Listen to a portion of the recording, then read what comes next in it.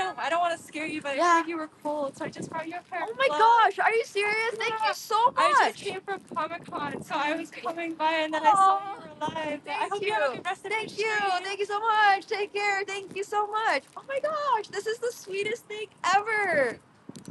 Ah! Oh my god, a girl literally just gave up and like wholesome sniped me with a pair of gloves. This is so cute. Sorry, please go ahead. Oh, this chess.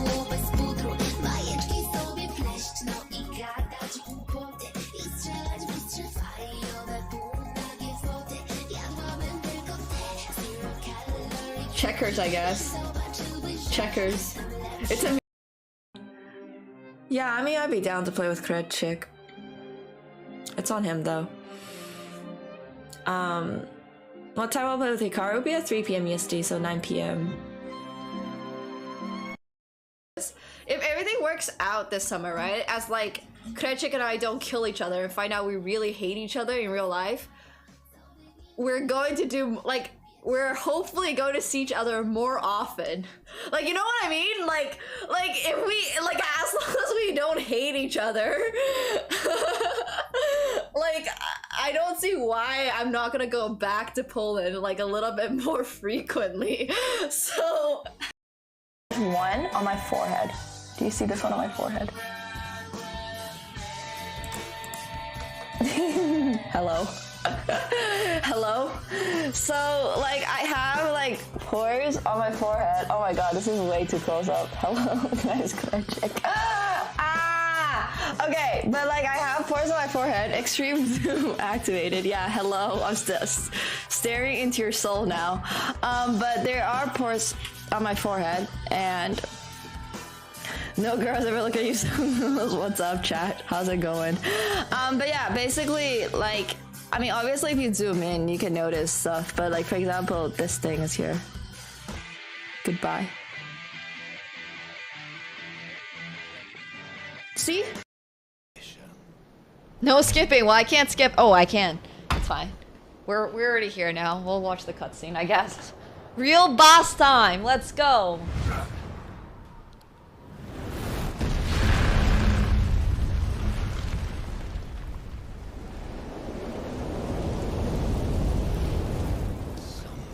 What? Wait. Why does my controller rumble? But Tosh is weak. Oof. I'm being introduced to some scary new culture. I'm not sure what's going on. This is a vibe though, it's a vibe. I can vibe to this, I can dance to this. Siema. Hello? Wait, what? Hi, no, hello. Hi. Oh. Shema. Siema. Oh my god, are you guys at a business meeting? So? Okay, Nemo, what I can take like big fun juniors, like speak Polish, any kind of. I can barely hear you. What's up? Shema, are you guys vibing? Are you guys having fun? Yeah. We're like a group of vibing, having fun, lots of that, but we're definitely not tired. Okay. Wait. I give you a levels. He's sober and he's totally really sober. Yeah, I'm like totally sober when I go one on Irelia. Yeah, let's do it. Of course, of course. How are you? Are you Korean? Alright, we're gonna just not engage with strangers. Bomba na banie kończymy balet. Najlepszy buzik syreny na ranem. Na wysorade jadę jaguarem. Na całej pieczy precz pod radarem. Funky, biorę oryginalny pierdolony plastik. Wiżory na karki, złote zegarki. Wzrostowy styl na systemie Nike. Ska dżungla. Zawija kumpla. Na słysznie mam kundla. W kieszeni gotówka.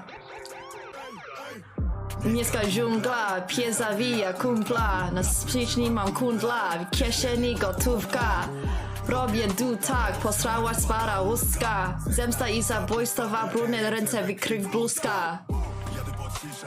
Ej!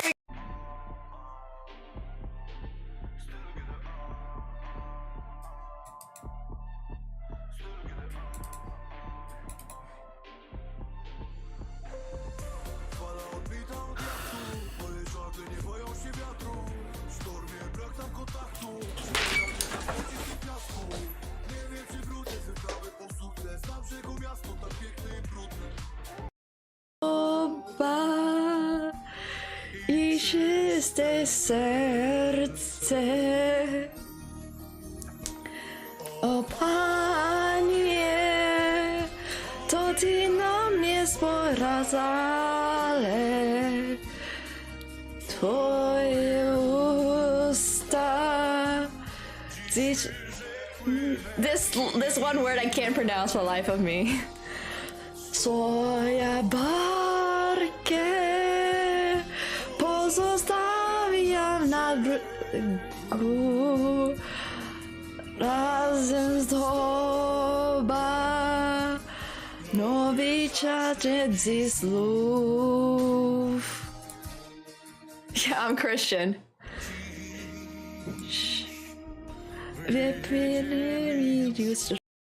Yes, car wheel. Yeah, hanging is actually not bad for endurance. It's actually not awful. Alright, you guys are gonna be here as I try to do a cartwheel without breaking this entire... Okay, on a scale of 1 to 10, rate that. Did it lag? You know, it's like a car race. Okay. Like, I don't know how to explain it. It's fine, I get it. Yeah, okay. Yeah, but it has nothing to do with Formula 1. Okay, so they only go left like Zeus. Why is going left like Zeus? Oh, do you know a Zigzag Usual. McQueen? Hmm? Zigzag McQueen, do you know? No. No? You don't know Zigzag McQueen? You mean Lightning McQueen? What is this? Oh, yeah, the lightning. What Yeah, is, yeah. what is Zigzag McQueen? What? O kurwa, moje plecy. Yeah, it's Lightning McQueen, not Yeah, Zigzag. it's probably she's not Zigzag. Tomeczek. No, I blundered my queen.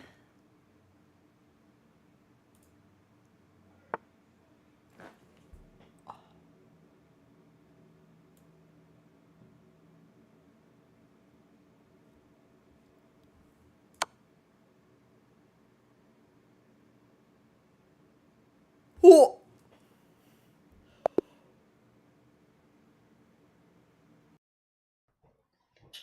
Your boyfriend is probably correct. I'm probably hotter than you are. Yeah, maybe let's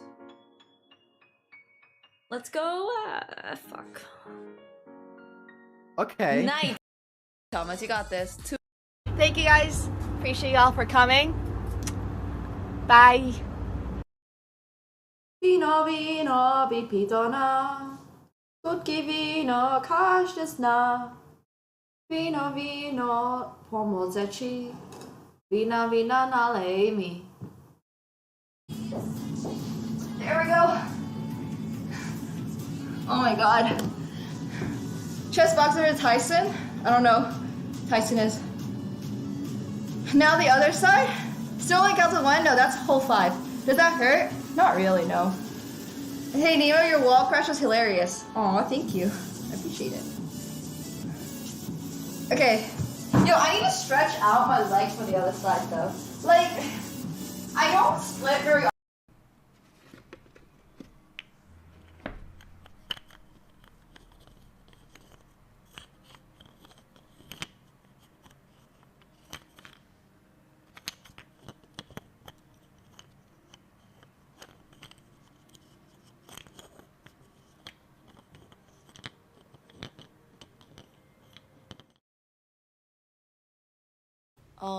I am going to be going out for some food really quick.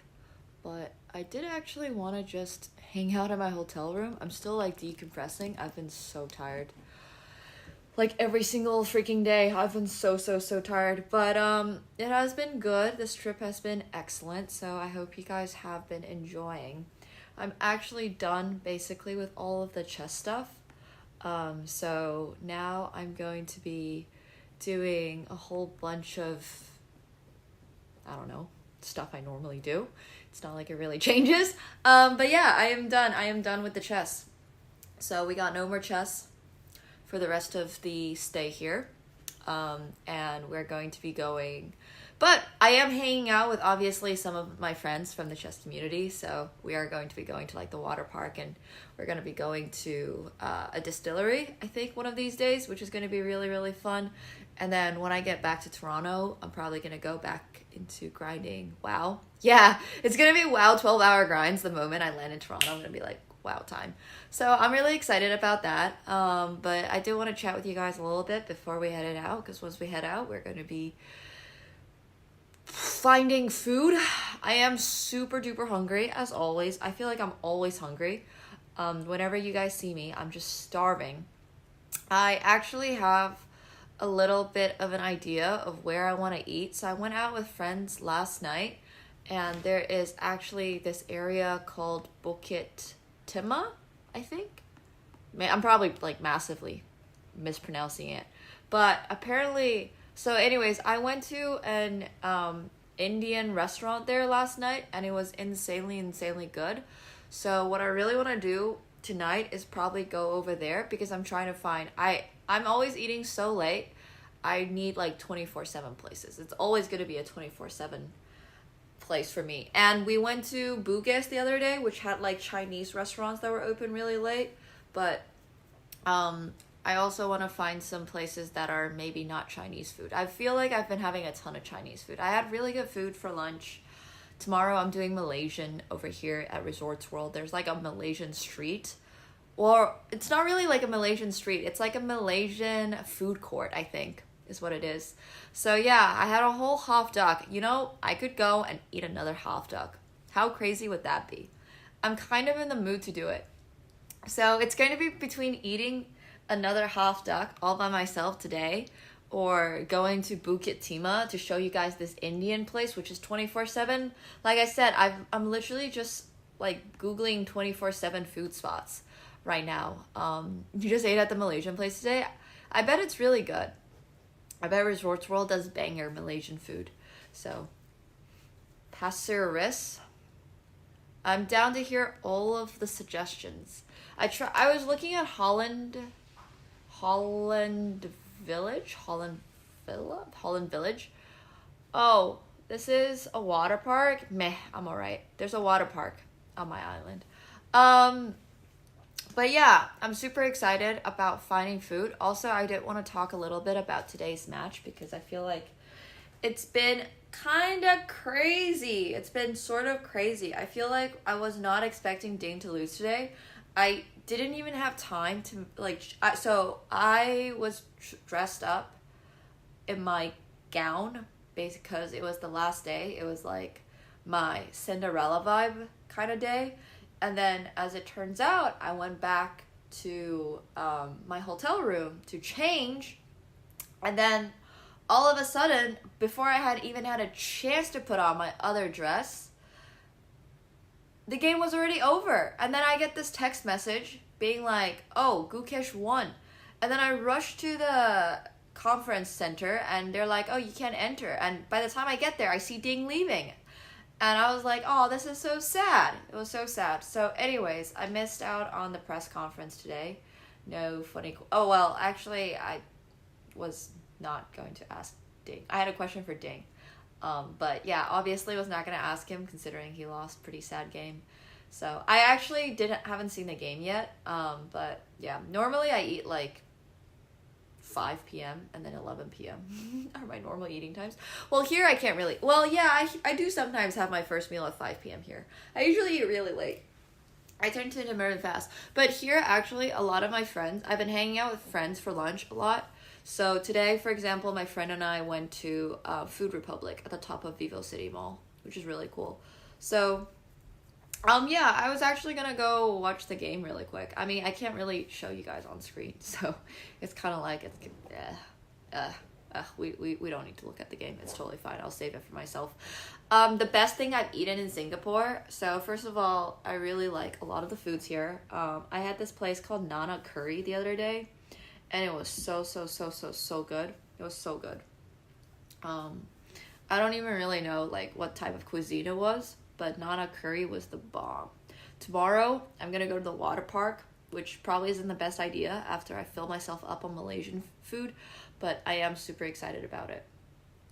I'm excited about both the water park and the food. I also really want to go to the dolphin park. Apparently there's a dolphin park, but I don't know how to get tickets. Oh, on Tuesday we are potentially painting our own jacket, actually. So I got a friend here. I have a lot of friends here. I have another friend here who owns like a design studio, and they also own a cafe. You'll see the cafe in my vlog, but hopefully you guys will be able to see me paint my own jacket. It's actually really cool. So he messaged me about that. So on Tuesday, the plan, it'll be super late night Eastern, but the plan is so I can paint my own jacket. I actually ended up buying a brand new suitcase today to bring back all the stuff that I need to bring back because I ended up buying so much stuff. Like, I bought these shoes the other day, and these are so freaking cute. These are like ballet flats. Is what you call them. Or like not ballet flats, like ballet heels. As you can tell, it's got the little strap. Yeah, anyways, I bought these. I bought like I bought this top today. Yeah, I have so much clothing that I bought here. So I bought an entire new suitcase today. The suitcase is on sale, which is kind of nice. Hey, Sirocco, thank you so much for the Prime. Welcome back to your 27th month. Thank you, thank you, thank you. How do I get enough time to stream and post so many shorts? I sleep 5 hours a night. That's the secret. If you just never sleep and you're always working, it's not even like I want to be always working. That's the biggest thing. The problem is I don't want to always be working, but if I don't work, I just hate myself and I'm depressed and I just like lie in my bed and don't do anything. So it's literally better for me to just do work and scroll through stuff to come up with ideas, like edit videos and try to make up things like basically whenever I can, because otherwise my brain just goes haywire. Like, it's so bad. The moment I stop working, it's like, well, I hate myself. I hate my life. You know?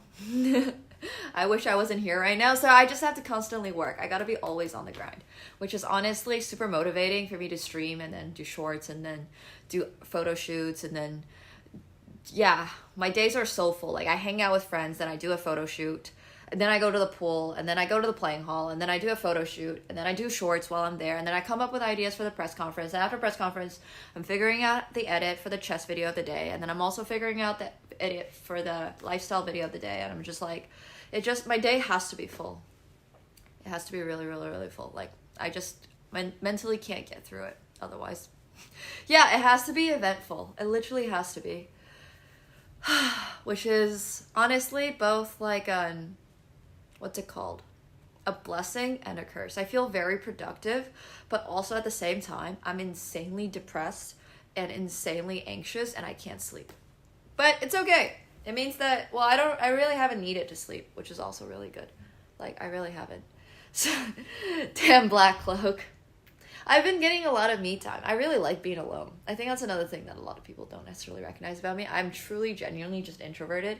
Being at fan zones and stuff takes a lot of energy out of me, which is actually probably another reason why I'm like so frustrated with myself, because I just can't really be around people for too long and be like genuinely myself, if that makes sense. I really appreciated being at fan zone, but I think I was at fan zone for maybe 5 hours the very first day, and then I slowly realized like, oh my gosh, I need to take a step back. So yeah, anyways, it's been really good though. We actually played blindfolded chess today with Eric, and there's gonna be so much content. We've done blindfolded chess a couple of times, which is crazy. I mean, I wouldn't even really say I'm a workaholic. I would just say I kind of hate my life. So because I hate my life, I'm like desperate to change my life. And then if I'm desperate to change my life, it means that I'm working all the time. But I wouldn't call myself workaholic because I think being workaholic to some degree at least implies that you're being productive, if that makes sense. I'm not always productive. I make some of like the dumbest shit. Like I made a stupid skit in the swimming pool because I was bored in the swimming pool. And like this is why I didn't go to Bali. I was gonna go to Bali after this trip and I was gonna be like, oh, I'm gonna relax. I'm gonna go to the beach. I'm gonna sit in my jungle like treehouse thing. And then I realized if I fucking go to Bali by myself, I'm gonna jump off the balcony. Like literally. I can't just go to Bali by myself. Like, I need to book photo shoots. I need to book, like, free diving. I need to book scuba diving. So I was like, yeah, no, I'm not going to Bali. I'm just going to film my stupid TikToks in the pool here. So, anyways, I think it's totally fine. I think it's totally fine. But yeah, anyways, that's my mindset. Like, I am much happier probably here in Singapore than I would be in Bali, which is honestly saving me money. So I'm not even, like I said, it's not always like a bad thing. It's just when I go on trips, I need to have my schedules planned out. I need to be like, okay, today I'm going to do these activities. This happens a lot on vacation. If I don't have something to do when I'm on vacation, I'm just like losing my mind. I need to have photo shoots. I need to go scuba diving. I need to go, like, yeah, I need to do it all. So, yeah, when I go on vacation, it's honestly more of, like, an adventure journey, if that makes sense. I am extreme. A lot of people would probably hate going on vacation with me. It's basically, like, gotta wake up, gotta do all these things. If I don't do all these things, I'm just not gonna be happy. So, I don't know if I have dopamine addiction. I wouldn't say that I particularly enjoy a lot of the things I do. I would just say that I need to be doing things to feel productive, which I think is very different from dopamine addiction, you know? Like, I'm not chasing something that makes me happy. In fact, I do a lot of stuff that makes me very unhappy and very angry on the inside and leaves me absolutely hating myself. So I wouldn't call it dopamine addiction. I would just call it the need to, like, keep my head filled with stuff. Yeah, I used to talk to therapists and stuff, but it wasn't very helpful. So now I'm probably going to look to do ketamine treatment. Exactly, Black Cloak. You get me. If I don't have my free time filled up with stuff, I'm just going to be like worse. I guess I would say I'm an adrenaline junkie, if anything. So I don't really know if I'm like addicted to dopamine, but I definitely have just massive depression, which is a bummer because it really, like, to get to a base level, I've explained this a bunch. Like, when you have depression, I start my day down here and it's like an uphill battle to get to here. And if I don't get to here, then it's fine, but it just means that I'm not able to really sleep and all that stuff. So, yeah, that too. I also have really bad anxiety. Exactly. So that I also need a full schedule to not let my mind spiral. The moment you leave me alone, I'm like, oh my gosh, does everyone hate me? My content sucks. The numbers suck. This video looks so bad. I hate this video. Like, why didn't I hire a camera person here? So, yeah, anyways. Why wasn't I present at a press conference today? I was in a very fancy ball gown, and I wanted to change my dress. So, I missed it. It's the most oh my god, I gotta show you guys the dress, though. Oh! I am so freaking excited about the photo shoot. No, I wish I was like skipping out on press conference because whatever. No, I was changing. I did a whole photo shoot in this gorgeous gown. And obviously it's a little uncomfortable. Here, it's huge. It's absolutely humongous. Like, I was struggling to sit in a chair, but it was getting really uncomfortable, so I wanted to change into something a little bit more casual for the press conference. And then by the time I changed into it, the press conference was basically already over. Like, it took me 20 minutes to get out of this dress. But yeah, that's why I missed the press conference today. But it's okay. I only wanted to ask Ding something anyways. But yes, Cinderella vibes. Thank you. It's because today was my last day, so I wanted to go for Cinderella vibes. I didn't get a glass slipper. A bunch of people asked me about that, but I had these cute shoes. I actually filmed an entire, oh my god, you guys need to watch Rosé's music video, because Rosé is now my favorite chess player. I love her so much. But in her latest music video, I'm not even that much of a Blackpink fan. I agree, this dress is worth missing the press conference for. The pictures are going to be sick. You guys are not ready for the pictures. But we did an absolutely beautiful like catalog Vogue style photo shoot, and we managed to get like a chess set. So this dress has layers, kind of like onions. Oh my gosh, I will show you. So this dress kind of has layers, like it has, like onions do. So there's this layer. This is the first mesh layer. Sorry, this is the first mesh layer. This is the second mesh layer. This is the third mesh layer.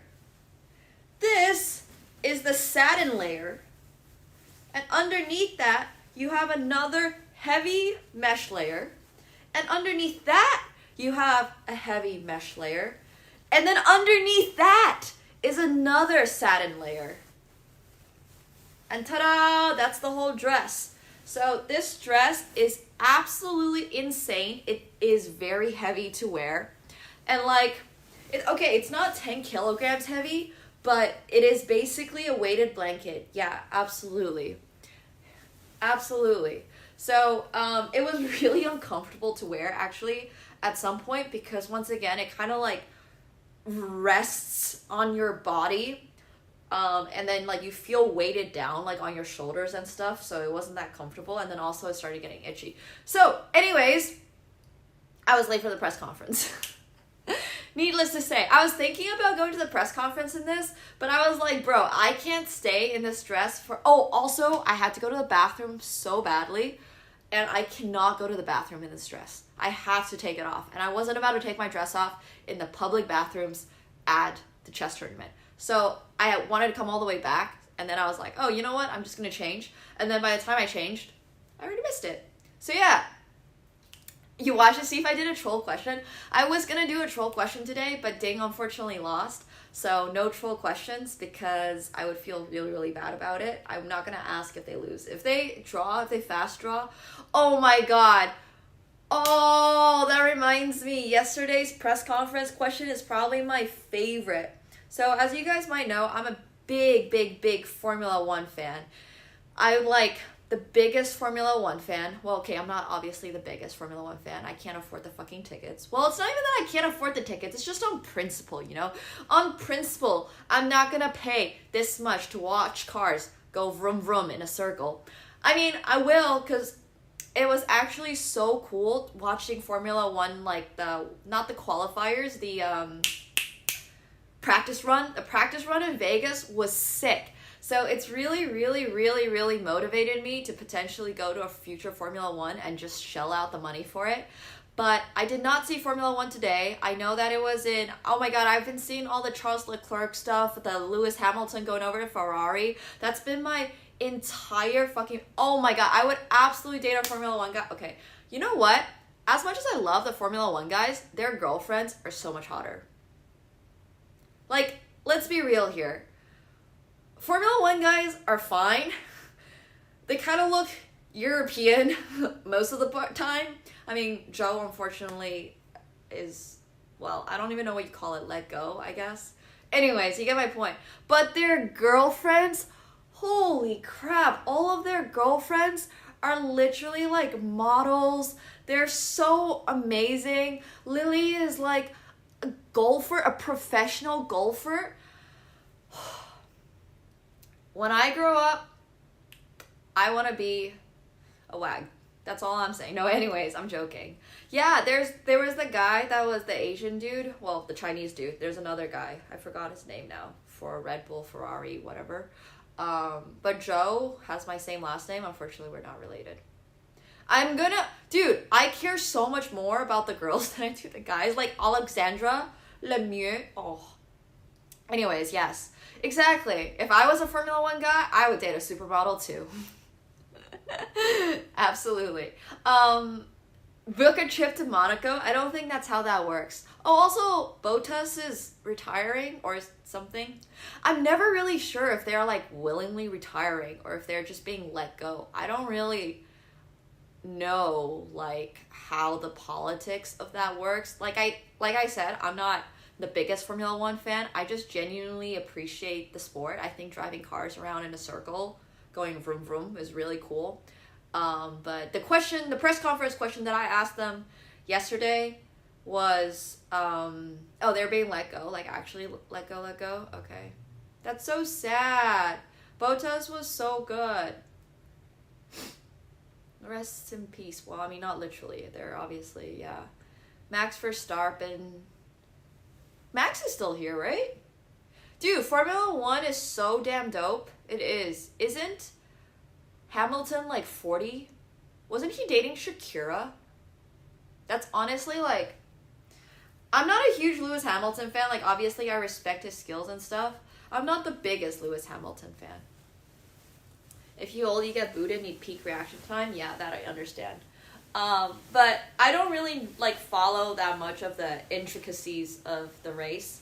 Also, I need to put away this dress because if I accidentally tear it, they're gonna make me pay for it. Look at how thick this train is. Look at this. Like, this is insane. This is really, really, really, really crazy. This is so freaking cool. This is my favorite dress. So I got this dress on rental because that's what I've been doing here. And I gotta return it tomorrow. Oh, that's so sad, this miser. That's so sad. I mean, oh! The dress is so anxiety-inducing. Walking around in the dress, I'm just like, holy fuck. I hope nobody ever steps on it because of the train wrecks. It's like thousands of dollars, probably. I actually have no idea how much it is, but it's probably thousands of dollars. Aw, thanks, Ema. Well, there's gonna be better pictures incoming. So, anyways. Yeah. Yesterday's press conference question. So we talked about all this Formula 1 stuff. I'm gonna start making more Formula 1 content. I don't know how I'm gonna start making more Formula 1 content, but I am going to start making more Formula 1 content. One of my favorite girls in Formula 1, her name is Madeline White, and she doesn't even really, well, she does make Formula 1 content. Now, but my point is, she started making content about it and started getting invited to all the Formula 1 events, and I'm like, oh! So yeah, that's my goal. That is absolutely my goal, is to be in Formula 1 one day. One day. But today was a start. Yesterday was a start. Yesterday, so for those of you who don't know, I actually wasn't the one that prepped the question. Boyshak is the one that prepped the question. I've got people helping me behind the scenes, as one does. And it's like the longest question in Formula 1. And I'll play the entire press conference. Gentlemen, a short view back to the past. 30 years ago, Niki Lauda told us, take a monkey, place him into the cockpit, and he is able to drive the car. 30 years later, Sebastian told us, I had to start my car like a computer. It's very complicated. And Nico Rosberg said he pressed during the race, I don't remember what race, the wrong button on the wheel. Question for you two both. Is Formula 1 driving today too complicated with 20 and more buttons on the wheel? Are you too much under effort, under pressure? What are your wishes for the future concerning the technical program during the race? Less buttons, more, or less and more communication with your engineers? Can I ask you who that question is to? who do you want to answer it? Who's it to? No, he said it's Oh, sorry, I'll beg Nico your and pardon. myself. Sorry. You didn't listen. Can you repeat the question? Oh my god, dude. It's so funny. The whole thing is so so funny to me. I didn't know about this press conference question. I actually try to format a lot of my press conference questions after stuff that I see in other sports because, you know, I'm sure there's a reason that Formula 1 has like 100x the viewers. Anyways, yeah, I can link it. It's so obviously my press conference question from yesterday, which actually I thought was very funny, and I was practicing. I wasn't able to quite deliver it in the same way as that guy. That guy was so unintentionally funny. It was so great. That guy was so funny. But I obviously don't have a German accent, and I can't fake not being able to speak English. They're the same picture, yes. But you can hear it. Wait. Gentlemen, a short view back to the past. 30 years ago, Bobby Fischer told us in chess. No, don't lag! Gentlemen, a short view back to the past. 30 years ago, Bobby Fischer told us in chess, so much depends on opening theory and memorization is enormously powerful. It is really deadly, and that is why I don't like chess anymore. 30 years later, Garry Kasparov told us nowadays a 13-year-old will probably know more than Bobby Fischer knew when he retired. They analyze all the moves and prepare themselves on their computers. And Magnus Carlsen said after a tournament, I don't know which tournament, that his games are like homework. So question for both of you. Is chess today too reliant on computers and predetermined theory? Are you too much under effort, too much under pressure to come up with new ideas deeper and deeper into the opening? What are your wishes for the future of chess in terms of engines, less or more? I see it as a positive thing. And then, because, okay, all so, these resources wait, are pause, Gukish.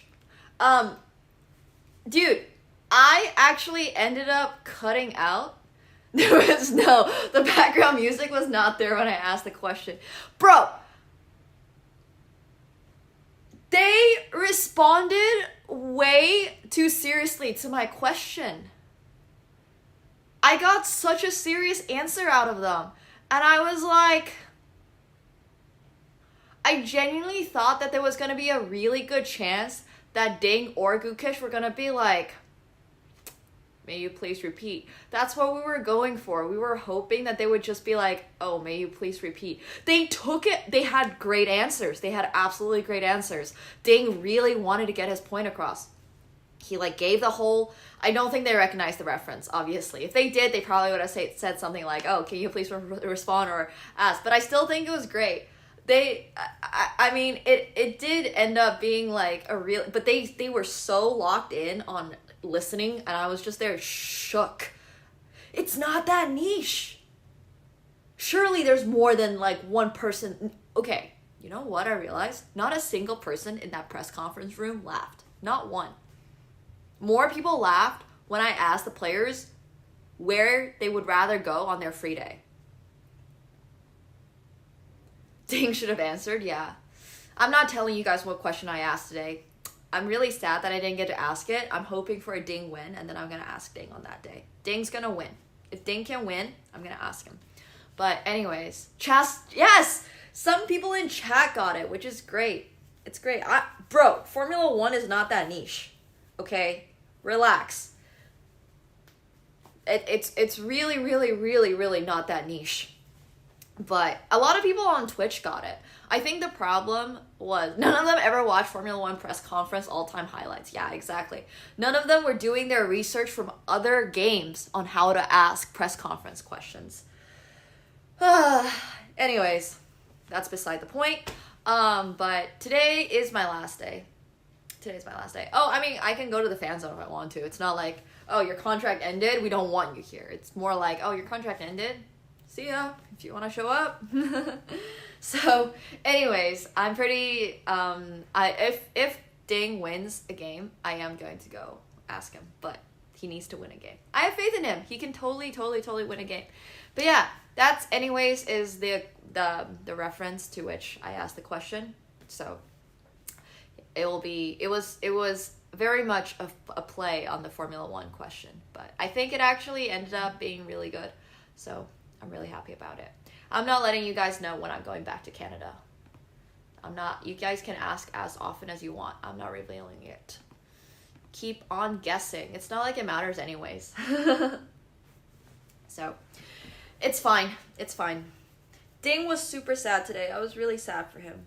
Yeah, I want to see him win. Well, he won the first game. I think he can do it. I think he can do it. So, I'm not letting you guys know when I'm going back to Canada. That's a top secret. Never let them know my next move so people can't fucking cancel my flights. I am moving to Singapore forever. Forever. I'm never going back. Exactly. But I think Ding has... Ow, ow, ow. My legs are dying. Ow, ow, ow, ow, ow, ow, ow. Ah, they fell asleep. Ding honestly struggled a lot today, which is sad. But I had a really good time. I'm having a really good time in Singapore. We are going to be doing... I will not be at Hard House. I apologize. It is very unlikely I will be at any chess events in Toronto anytime soon. In fact, I don't think I'm doing any chess events for the rest of the year. Today was my last day. I don't think I'm going to be doing any next year either. I'm really hoping I'm not going to do any for the rest of my life. But anyways, I do want to move to Singapore. I have so many friends here, but I don't know what the visa situation is like. I can't just keep collecting visas. We really do not need a chess IRL stream. We really, really, really, really do not. I am quite okay, thank you. We are going to do a food IRL stream, though. And then when I get back to Toronto, we're going to do an IRL Christmas market stream. We're going to do some fun. I need to actually, like, go call my Grab so we can go out and get some food. This place says it's 24/7, so I am done with chess. Today was my last day. I mean, I'm not actually done with chess, but I am not going to be doing any in-person events anytime soon. I have worn out my battery for the next 20 years. There's so much to do in Singapore, bro. There's so much to do. So much to fucking do. Are you kidding me? I'm literally going to a 24/7 restaurant place right now.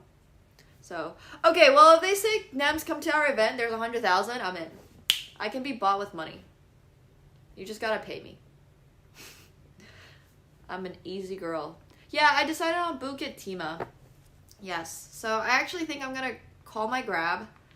It's gonna be a pretty casual spot, so I'm just gonna go like this. And then if anyone's willing to pay me, I will show up to your event and tell everyone how great classical chess is. It's really, really fun. It's an absolutely, worthwhile experience to watch all 6 hours of it. No, I'm joking. No, I mean, I would have loved to be a chess commentator, but I don't know. I'm trying to find the address for this place, one sec. Bukit Timah's pretty rich. This place didn't look that rich. I mean, it doesn't look that poor. Like, don't assume that I'm calling it poor. I just didn't assume that it's rich. Oh, I would love to be a poker commentator, yeah. Absolutely. Wait, let me actually make sure I'm going to the right one. Apparently there's a few of them. What? Okay, I think I found the one I want to go to. Okay, grab car. Nice. Okay. It's not that bad. It's a restaurant. I'm not telling you. I mean, you guys are gonna see what it looks like. But I'm not telling you in case people want to come and snipe me. I'll get there first, then you have time to catch up. Yes, I'm only flying back after I'm done tasting every single type of food here. Seriously. I love, love, love Indian food. I absolutely love Indian food. My friend, well, obviously, like, Singapore is really good Indian food, but it's really not like there's bad Indian food in Toronto, so I don't feel desperate for Indian food, but I actually didn't really have time to eat last night. I was so full. I finished a whole pizza. I finished an entire pizza yesterday. Like, my friend brought up a pizza when we were doing karaoke, and I was just there like...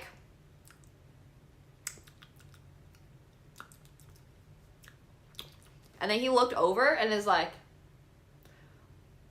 where did the pizza go? It was probably like a 14-inch pizza. It was pretty large. It was so good. The pizza was so good. It was like perfectly greasy or something. And then he took a slice before I could finish all. But I think I ate literally maybe six slices of pizza last night. I was so hungry. It was a medium-sized pizza. I was offering people to share, and then it was thin crust pepperoni. Yes. How did you know that it was thin crust pepperoni?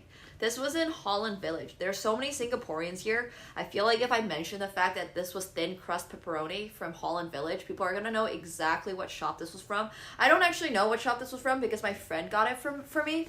So, anyways, yeah. Eat everything at night. Well, the plan is I actually had a huge lunch. I went to Toastbox, and then I also went to this other shop that had it was basically a whole bunch of different foods, and then you could pick and choose which one you wanted. They had pork belly. They had anyways. I just want to say the Singaporean Chess Federation is the best federation in the world. They are so awesome. They paid for the food last night. They paid for the karaoke. They paid for the drinks. They're amazing. I love the Singaporean Chess Federation. Seriously, if you guys had a chance to come over to the fan zone here in Singapore, I really hope you guys know that this is genuinely one of the best chess events that has been held. The fact that the bathrooms work is already one thing. And then on top of that, they actually have a working fan zone, and they invited people to come over, and it's a whole separate area from the player viewing area. And then on top of that, they have a VIP lounge that has drinks, which is absolutely crazy. So anyways, I just want to say it's great. It's been a truly tremendous experience over here, and I still do not have a car, and my computer just died. Okay, one sec. Why the hell did my computer die? Well, the FIDE press conference not working is honestly a bit tough, but... Well, why is the minimum bar for a good event working bathrooms? Bro, you don't understand how many chess events I've been to where the bathrooms are so disgusting and gross and clogged and overfilled. You don't understand this. You truly don't. I'm not going to name which organizations specifically or which countries this has happened in, but having a working bathroom is very underrated. I mean, yeah, it's super clean. Yeah. It is public bathrooms in general, but here in Singapore, they actually keep the public bathroom clean. You don't understand.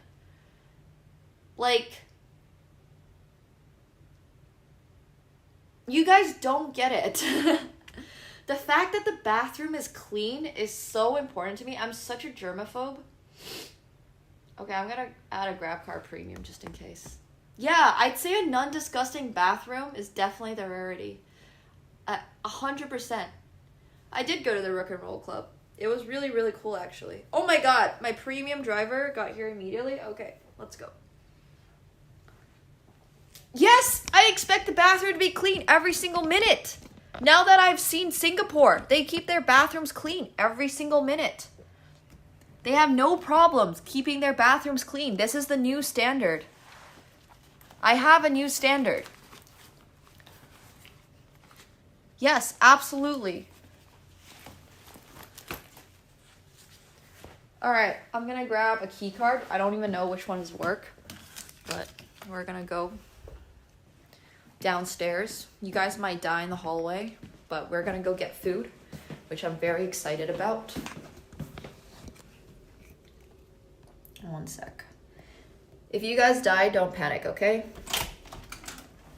Yeah, sorry, my standards are too high. I have not had a chance to play any poker here, honestly. The poker games are so expensive. They start at $2,000. $2,000.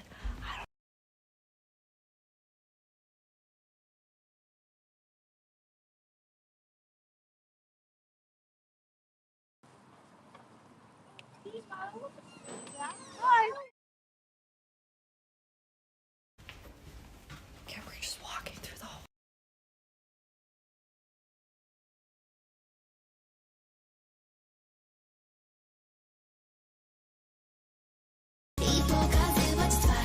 chess.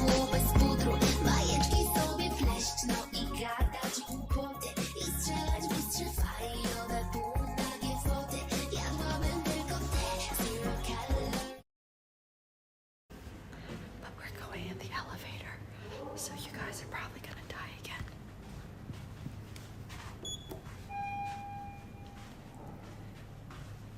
Rest in peace, chat. Are you guys listening? Okay, you guys are listening. Going down. All right. Hopefully, my taxi.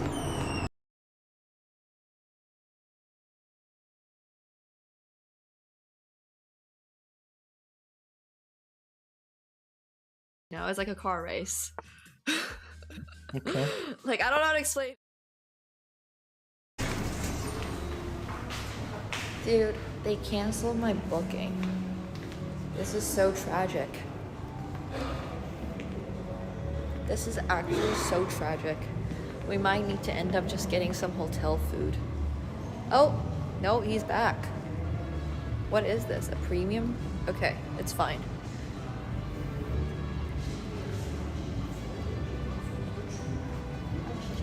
Okay, cool. So in Singapore, you got like regular Grab, and you also can order taxis through your Grab app. And honestly, I think they're all about the same. So this is a mighty expensive taxi, but that's okay. Yeah, I'm balling with premium Grab. Also, not to flex, but I'm rich. I have all my cash.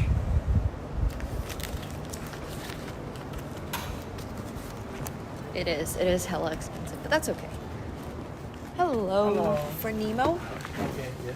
Thank you.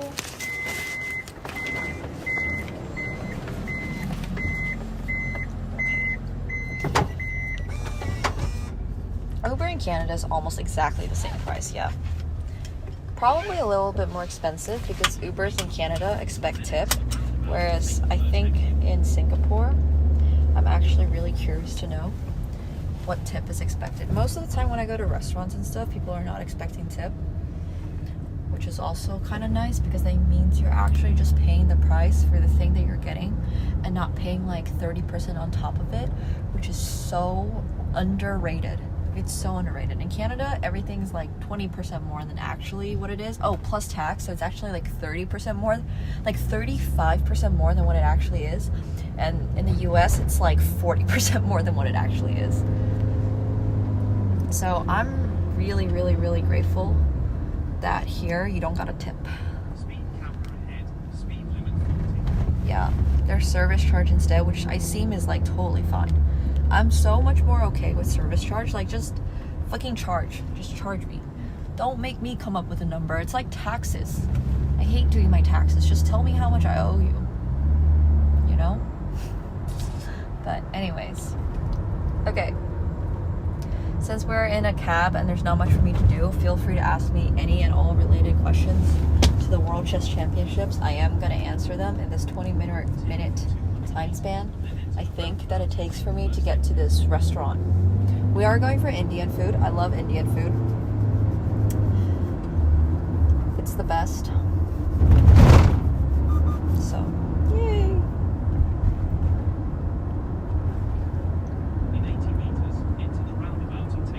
You just pay IRS. I don't even know what that means. Like, I genuinely don't know what that means. Singapore has some pretty funky, like, your own taxes and all that stuff.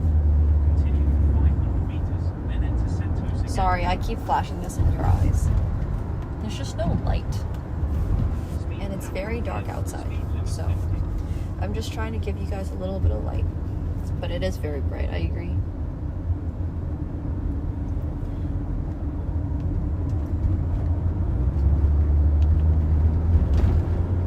I have no idea if there's a closing ceremony. I have genuinely no clue. I didn't even make it to the closing ceremony for the candidates, and that was in my city. I could not tell you how much I don't enjoy opening and closing ceremonies. Even when I was playing in the Olympiads and World Cups and stuff, I would mostly just skip them. It's just not for me. Okay, maybe if they got Rosé to perform at the closing, I would show up. Or if they got Imagine Dragons. Or Taylor Swift. I would definitely show up for Taylor Swift.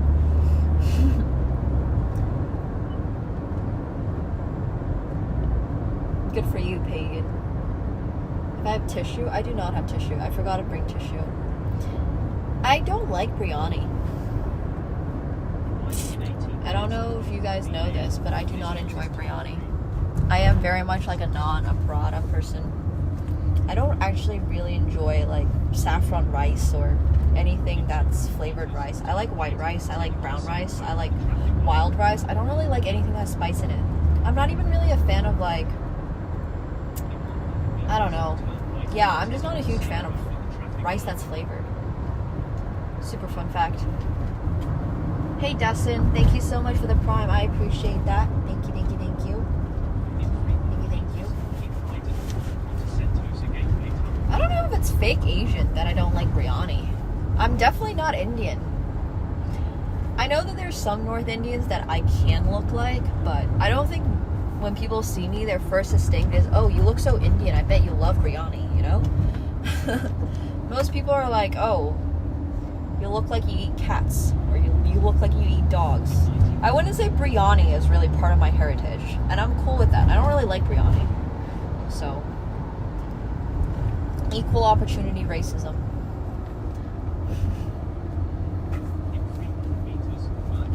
I don't like pilau rice. I also do not like Middle Eastern rices. It's not just Indian rices I don't enjoy. I also don't like turmeric rice. I also do not enjoy saffron rice. I do not really like my rice flavored. I like my white rice. I like my brown rice. I like my wild rice. Just don't flavor it. Salt is fine. And butter. But don't flavor it. So. Thanks, Moomin. I appreciate that. Thank you. It's okay, I think Soy was joking, but thank you, Kevin.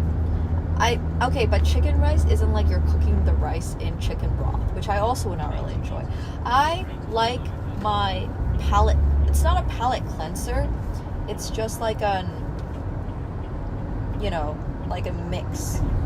It's like something you can use to mix if you want to, and sometimes I just like eating it plain. I like eating rice plain sometimes, I like eating non-plain, all that.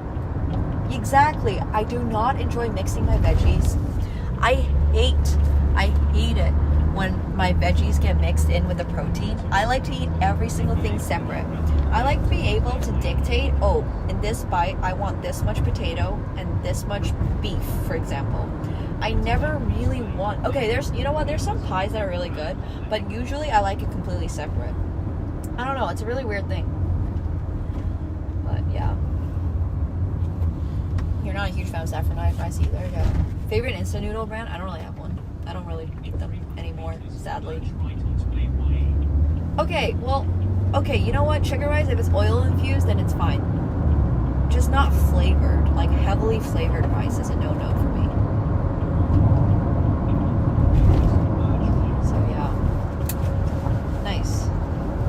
I like my food nice and bland like a true Finn. Luckily, that's no longer the case. But I do sometimes really like my food bland. It's definitely not most of the time anymore though. When I was like living alone, I used to, like before I started hanging out with friends, when I was living like by myself more or less, I would just always eat my egg, no salt, no pepper, boiled. Like fried. Like completely fried. No runny yolk, just completely fried. I've changed since then. But yeah. Do I eat pizza topping separately from the dough? No, I don't. But I do really like the crust of pizza. Crust of pizza is great. I love sushi. Sushi is great. Sushi is so plain, so simple, yet so insanely delicious. I love things like sushi. I also love a lot of like really complex dishes and stuff. I think my flavors, like if the food tastes good, I'll probably like it. The only thing I don't really enjoy is Mexican food. Like, I've never really been a big Mexican food fan, and even living in LA, I never really liked Mexican food. Today, my friend suggested that we go to a Mexican place, and I was like, on in Singapore. I'm sorry. Yeah. Oh, I love them too. Moving. I love sushi rice. I do like omelets. I don't love omelets, but I do like omelets. But yeah, I agree. If food tastes good, I usually like it. Oh yes, I do not like coconut rice. Oh no, actually that's not true. Nasi lemak is different. I don't know how to explain it. Actually, I like coconut rice. It's because it comes with curry usually. And like the coconut balances out with the spice, and I'm very happy with that.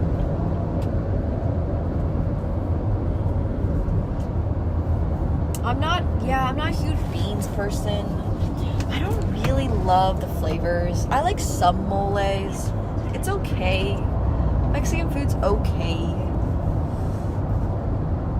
I definitely would highly rank like Japanese and Chinese food as my top 2, and then after that it's probably going to be, honestly at this point I'm just gonna cheat and say Singaporean, because Singaporean covers so many types of food. It covers Chinese, it covers Indian, it covers like Malaysian, it covers Thai. You can find such good Thai food here too. Oh, it's so amazing. I love Singapore. What's my guess on the World Chess Champion? I mean, it's probably gonna be Gukesh, yeah. Like, let's be real here. There's only 3 games left. I do love pizza. I love pizza, I love pasta. Love that all.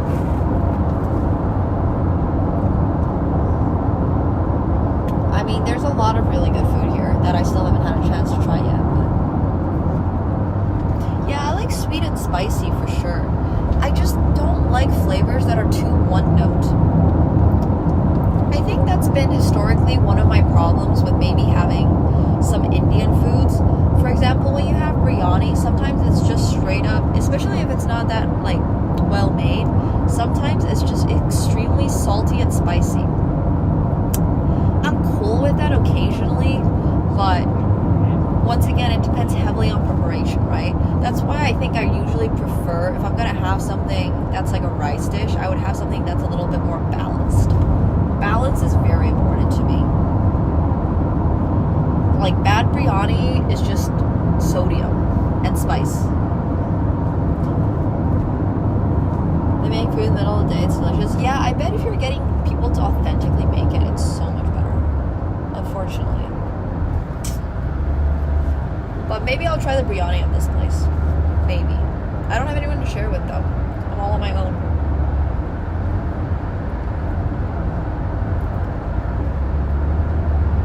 I don't love seafood, but seafood's okay. It's like very okay.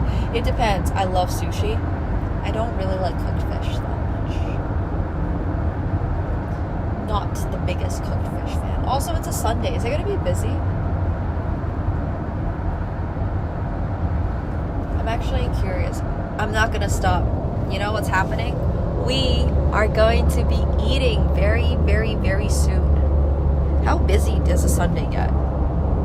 Yeah, it's a Muslim South Indian late night hole in the wall place. I mean, at this point, I bet all you guys, I actually saw somebody mention exactly where I'm going in the chat. I didn't want to say it. I didn't realize it's that obvious where I'm going, but it's pretty obvious, I guess, if you're Singaporean, where I'm going. So, yeah. Unfortunately. I'm definitely gonna see what they have. I didn't really have a chance to see what they had last time, so hopefully this time. True, Enko, true. Fish, tuna, salmon, haddock. I'm not a huge, that's not true. I do like some fish. There's some fish that I absolutely love. Once again, preparation is key. How you make your food is so important. What it tastes like is so important. Where you're putting your food is so important.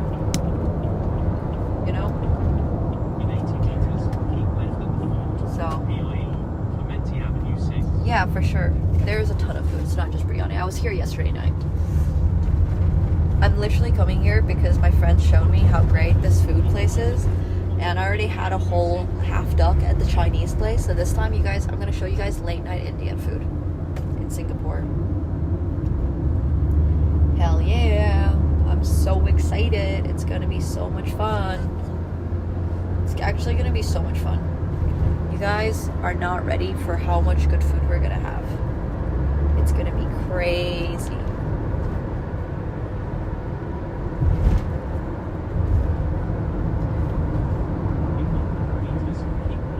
Thank you so much, Dismizer, for the tier 1. I appreciate it. Thank you.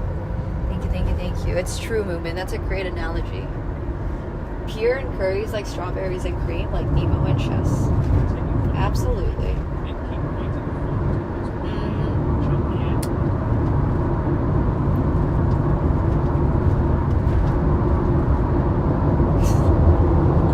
A little bit of brightness. Because these streams are making you hungry? Hell yeah.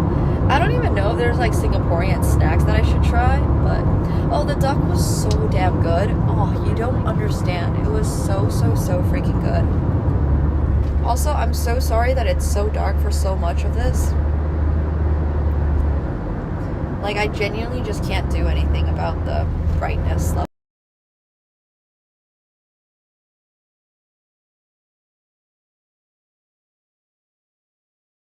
Siema. Hello? Wait, what? Guys, No. It's fine, okay. Yeah. Aww, that's so cute for our Eastern. Hell yeah. No, it's literally impossible to see me. Urban salted egg chips thing? Interesting. Can I get magic masala chips here? They started selling magic masala in Toronto recently. It's my favorite flavor of Lay's. Magic masala is basically like 5 spice or like togarashi. It's just all the spices. But yeah, magic masala is my absolute favorite like chip snack flavor.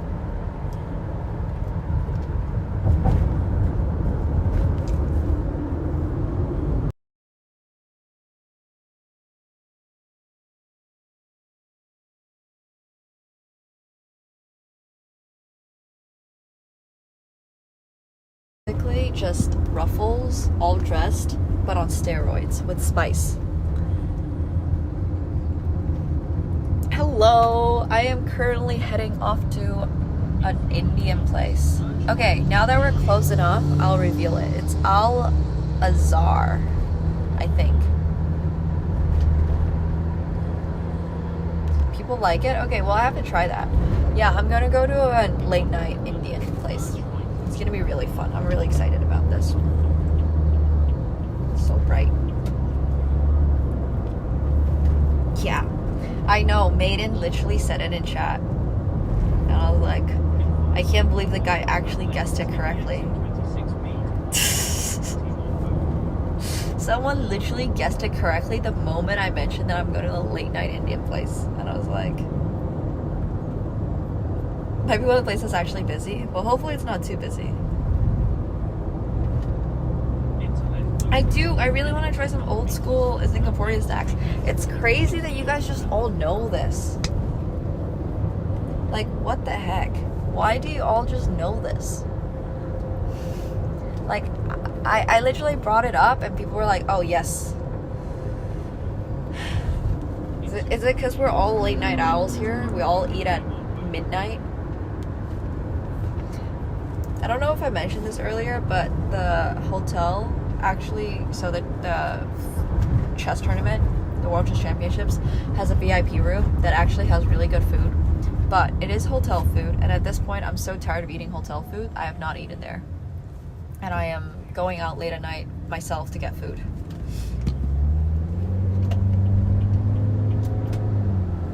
It's very famous because it's good. Yeah, that makes sense. It is really good. I'm excited to show you guys. There's only so much 24/7 famous food places in Singapore. Yeah. Ugh. Bro, you guys' country is so small.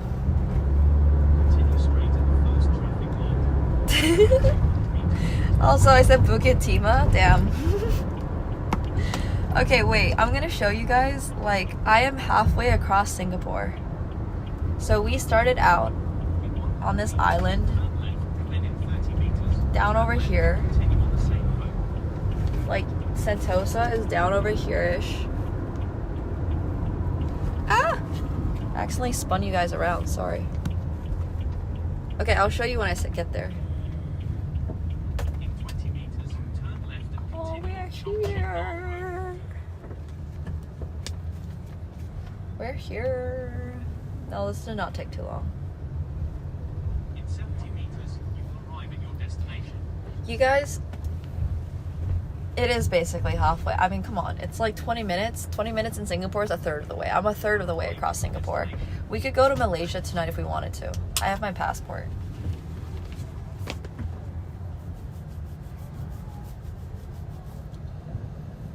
Okay. Alright, thank you. Okay, we're here.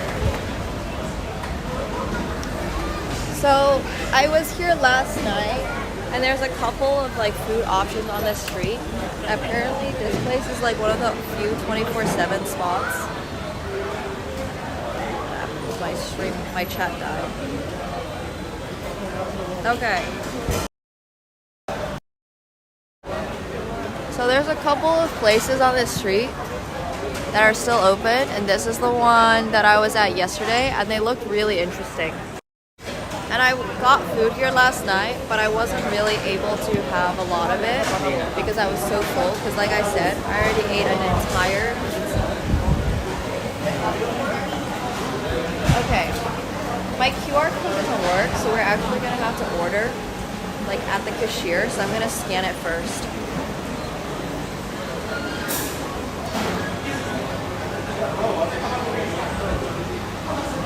I'm actually gonna ask them if I can even pay. They said they pay by, I can pay by cash or something.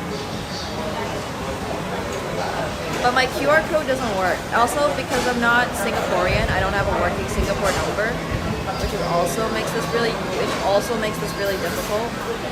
But I am determined to get food somehow.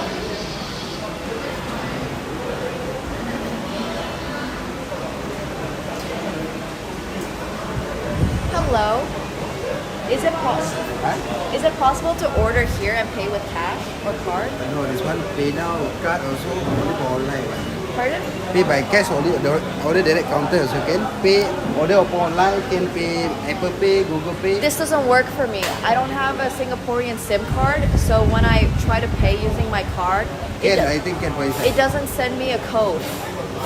Cash only for cashier. I have cash. Can I pay? I can pay with cash. Okay, thank you. Do you have a physical menu? Menu only online. No, only online. Okay. Take away having that. Each here. What table number are you see there? Can see menu first lah. I give you table 11. You scan here. Okay. I order for you. Okay, thank you. Where's table 11? Table 11. Okay, thank you. Alright, we're finding table 11.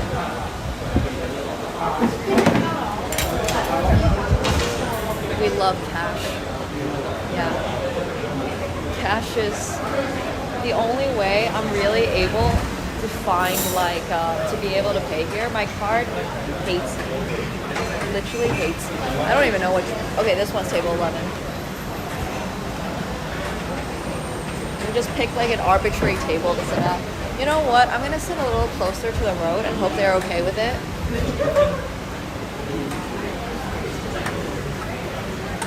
I'm gonna sit at table 12, even though he told me table 11. I'm sure this is fine.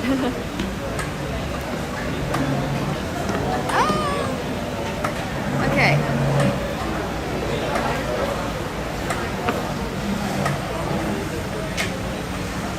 The other couple wanted table 11 anyways.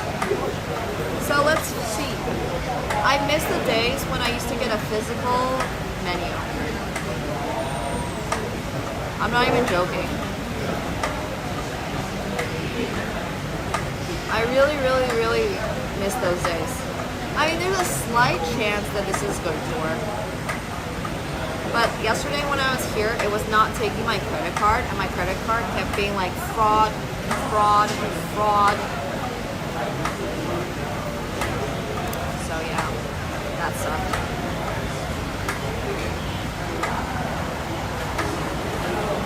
It's kind of hard for my card to work here apparently. It doesn't like some of the places that I go to. But it works like when I just tap or something, obviously. Yeah, it just feels like, yeah, it doesn't like me. I have a Singaporean number, yeah.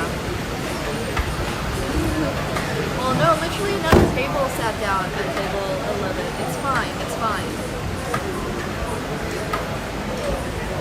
Yes, I did. Well, no, they said that I don't need to. Okay, so you can buy a whole crab. We're not getting that. You can get a fish head curry. We're also not getting that.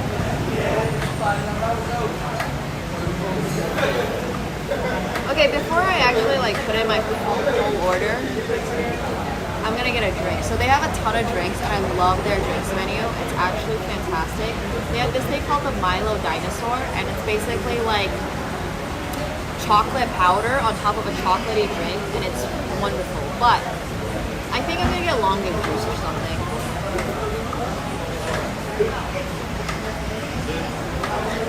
It's a free service, Friday Bag Banks, yeah. The super cooler drink? What's a super cooler drink? Milo Dinosaur? I mean, Milo Dinosaur sounds good, but I don't really know. I think I might just do like a Teo iced lychee because I don't want that much sweet, and the lychee was pretty sweet last night. So I might just do the lychee. Actually, you know what? I'm gonna do the longan. Longan is basically lychee, but less sweet. You have to agree with Milo Dinosaur? Okay, chat. There's also Milo Godzilla. Yeah. I feel like I'm gonna get two very different responses. The Singaporean viewers are gonna be like, you need to get this, and then my non-Singaporean viewers are gonna be like, bro, we have no idea what this is. My food should not look at me. Okay. Ice, air. Alright, get the Godzilla. Should I get a drink called Godzilla Chat? It looks crazy. It's a chocolate milkshake, basically. This is what it looks like. Right there. It's so much sugar. It's 1,000 calories in a drink.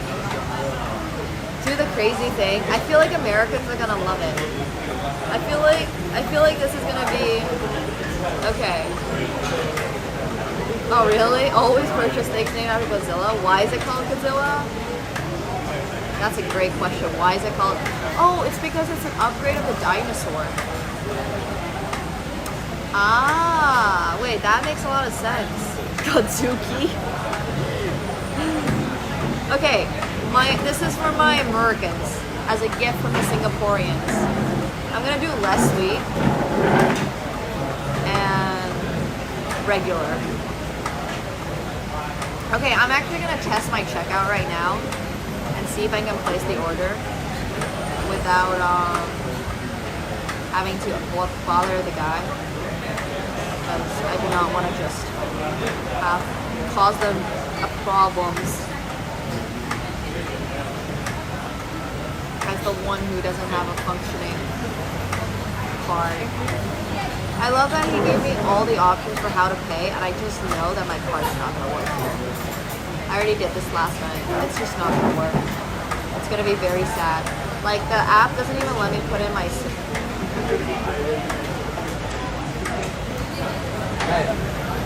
gonna ask to send a security code. The security code is gonna get rejected.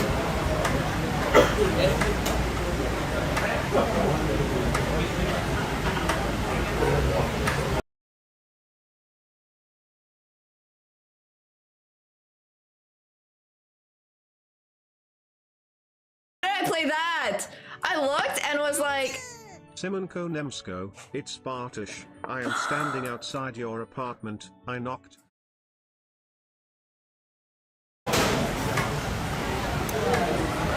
Oh my god, thank you so much for the raid. I appreciate it. Holy crap. Hi, I'm so sorry. I was like literally in the middle of trying to place a food order and it hated me, but hello everyone. Thank you so much for the raid. Hello. Sorry, I apologize. Thank you. I hope you guys had a great stream. I am currently in Singapore. Also, my name is Nemo for everyone who is joining. I am here in Singapore for a chess tournament that I'm no longer part of. So now we're just going to be doing IRLs. But yeah, thank you guys so much. Thank you. I'm assuming that you are Singaporean, judging by how people might know. So hello. If anyone here has any Singaporean recommendations, please let me know. One of the store owners said that they're gonna come here and take my order. Oh, she's Korean, but she's in Singapore. Oh, that's awesome. Oh, that's so cool. Well, hello. Ginny's friend from Korea. That's so awesome. Hello. We're currently, it's midnight here. I'm trying to find some late night food, but my card is getting rejected. But we are trying to get this thing called the Godzilla. It's a Milo Godzilla. And I was sharing my grievance with chat. I miss the days when we had paper menus and people would come around taking our orders. Because now I just feel like such a grandpa not being able to place an order on my phone because I'm from abroad and my card hates me and will not let me place an order at all. And every single time I try to log into this website, it requires my phone number and I don't have a Singaporean phone number and I'm just like, ugh. Anyways, very long story short, I miss the days of having paper menus. Oh my gosh, Mickey Man! What the heck? Thank you so much for the 50.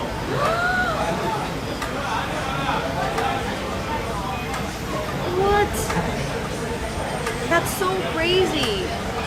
Yo, thank you so much. Thank you. If you guys gotta get this up for Mickey Man, please make sure you're thanking them right now. Oh, and she was also next to me at... Oh, were you the other girl that was streaming?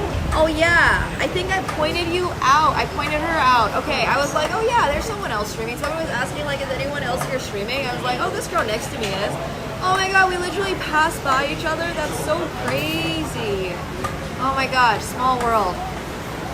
Small world. Yeah, I think I should go order at the counter too, but I actually don't know what I'm ordering yet. I just wanted to put a drink first. Okay, maybe we do a Prada set with mutton keema. I love keema. I think that's what I'm getting. A mutton set with keema. So, for those of you who don't know, mutton is older lamb. They have a lot of stuff. They have Maggi, which is like an Indian ramen. So, in Japan, you guys have ramen, and then in India, they have this thing called Maggi. So they have like, I don't actually know how it's pronounced, but I used to get these with my ex back when we were living in college. Every time he went back to India, he would just come back with like a suitcase full of Indian snacks, like magic masala, Maggi. So I like literally ate so much in my first year of college. I had so much Indian food. He would also come back with all these Pradas and like these, yeah, anyways. It's Malaysian? I didn't know that. What? He always stole things from India. Oh my gosh, they have like plain onion products. That also sounds so good. There's so many options. Oh, I didn't know that. Maggi masala. Oh. What the heck? It's Swiss originally? Bro, this is like the Chinese fortune cookies thing. That's crazy. It's also really popular in India, according to my friends. Okay, what about if we just get Prada set with butter chicken? You think their Prada with butter chicken is good? It's that or mutton keema. What do we think? Should we try some local butter chicken? I know this place is supposed to be... Wait, is this place North or South Indian? I don't even know. I know for sure I do not want any... they have naan. They have keema naan. They have butter chicken masala. Should we get the South Indian version? Or should we get the North Indian version? No, but seriously. Also, thank you very much, Mickey Man, for sponsoring tonight's dinner. I know somebody in the chat asked me earlier if these restaurants are paying me to come, but they're not. But I'm getting paid through chat, and honestly, seriously, thank you so much, Mickey. Thank you, thank you. And thank you so much, Smashing Eye, for the tier 1. Welcome back to your 43rd month. Thank you so much. Thank you, thank you. North is superior when it comes to butter chicken. I do love my butter chicken. Mickey definitely paid for dinner tonight. So we should get the butter chicken masala. And then add, I can mix raita, or I can just get some naan with it. I can just get some garlic naan. What's the difference between, what's Kashmiri with naan? What's keema naan?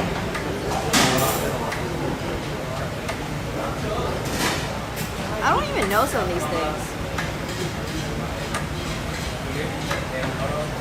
Thank you so much, Drazi Death, for the tier 1 as well. Welcome back. Thank you. Thank you, thank you. Oh, really? Damn chill. Yeah, I was streaming. I was a little bit in a rush. Okay, so can we do a poll really quick? I want to do a poll. How do I poll? I can't poll. Do we have any mods here? I want to do a poll between doing garlic naan and butter chicken, which is North Indian, or doing their South Indian option, which is prata set with butter chicken. I think I'm actually in the mood for a prata set. Sorry, I veto everyone. I'm doing a prata set. Okay.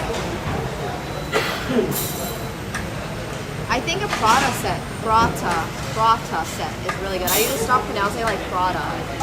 Or should we do it the other way? I prefer butter chicken keema naan. The naan with keema inside. I love keema, yeah. I love keema. Lamb keema is one of my, lamb keema and like a really brioche is like one of my favorites. Hey Chili, thank you so much for the gifted sub. I appreciate that, thank you. And thank you so much Wario for the prime. Thank you. Thank you, thank you, thank you. Okay. So we can do butter chicken with keema naan. That sounds so full. I wish I could eat everything. Okay, what about this? Butter chicken with prata, and we get a keema naan on the side.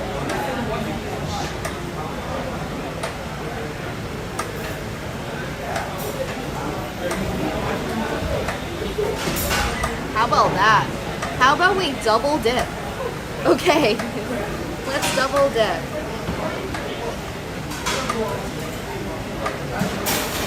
What about the bev? Oh, that's a great idea. We're getting a Milo Godzilla. So we're getting Prada set, and then, alright, where's my dude?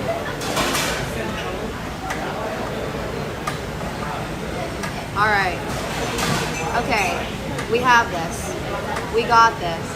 So instead of doing the North Indian butter chicken, we're doing the South Indian Prada set with butter chicken. Can I order?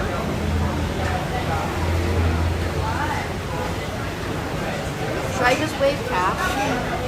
I'm trying to let them know that I cannot order myself and I need help. Hi, my card got rejected. Can I place an order with you and pay in cash? You go to cashier and pay. Go to cashier? Okay. Sounds good. Well, let's just go up. I'm gonna tell them at table 12. It's alright. It's fine. We'll just go up and pay. Yeah, came for the chest, stay for the food, exactly. There's so many people here. It's great. Okay, we're practicing our order. Product set with butter chicken. And on top of that, we're also gonna get a keema naan. And on top of that, we're getting the Milo's Godzilla. I used to have so much decision paralysis when I was younger. Like I hated going out to food because I could never choose. And when I was at places like Subway, I would just point and be like this. And now as an adult, I found out that you can customize your Subway order to the extreme. And I'm just like, when I was younger, I was so bad at this stuff. I think it's anxiety. I'm literally just describing anxiety. Wait a minute.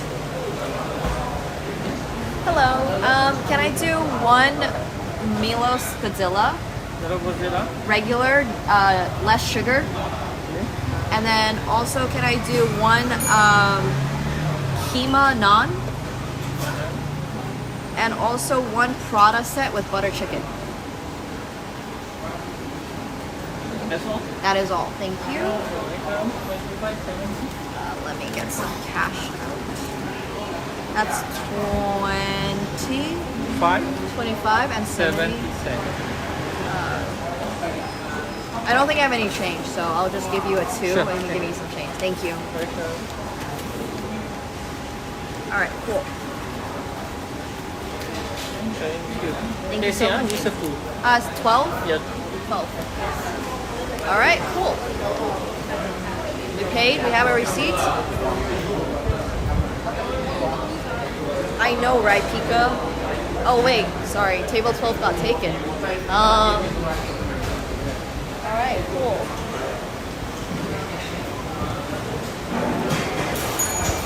I'm gonna have to move table. My seat literally got taken. Oh, sorry, table 12 is taken. I can just go to... Table 12 dia punya, dia order. Table 12. Dia punya Table... There's just someone sitting at table 12, I think. Sorry. Okay, now we're just being annoying.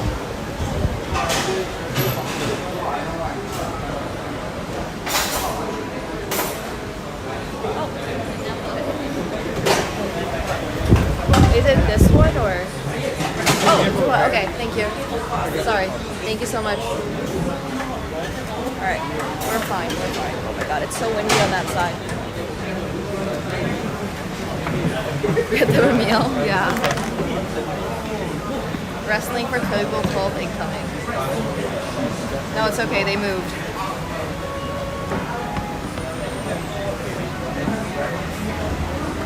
The table numbers are kind of strange. I don't actually know how they work. They just moved. No, they literally just moved. Like, I saw them and then they were like, alright. I didn't leave anything on the table because I needed everything with me. Here we are. Okay, cool. Yeah, I learned about this concept of chopping from my friend today. The culture of leaving stuff at a table to reserve it, which is still a little bit, no, they just like realized and they scooted.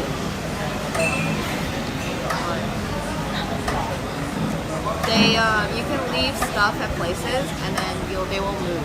I mean, sorry, the people will not sit there, which is a crazy concept to me. Chopping.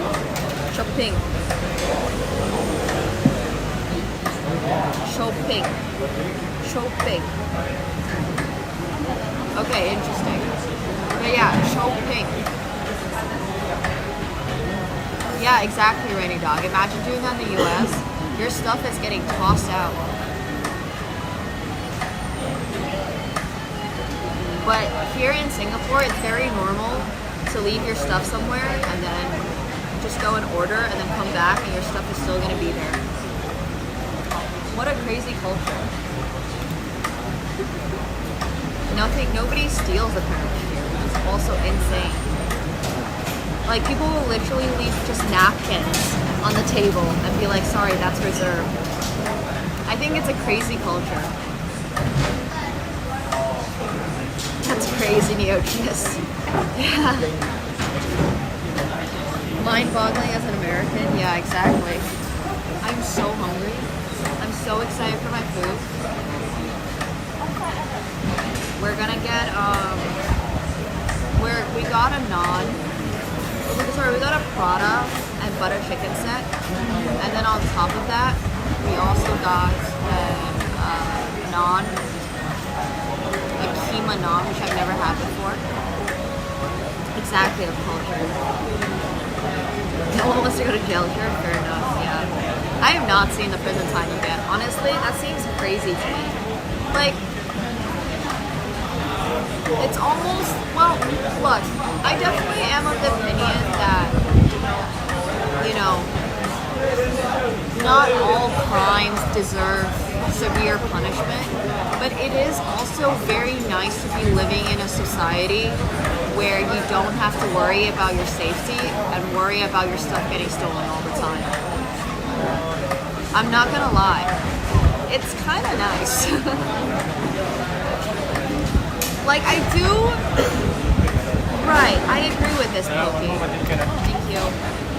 Okay, we got our Prada already, and then our butter chicken is about to come. Just saying. But look at this, it smells so good. Oh. So this is butter chicken. Sorry, this is Prada.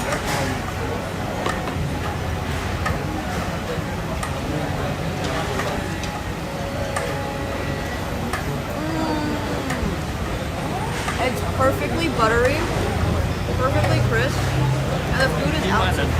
Thank you so much. And this is our naan, our keema naan. Oh, it's so good. The curry is not here yet. I literally have both the breads here before I'm gonna have, sorry, I'm just taking a picture. I have both the breads here before I even get a chance to have the butter chicken. I'm gonna eat all the bread. I'm gonna have the keema first. This is gonna be a plain Prada, and I'm gonna get butter chicken. Okay. So, for those of you who don't know, I have a mouthful of keema now. Keema is minced meat.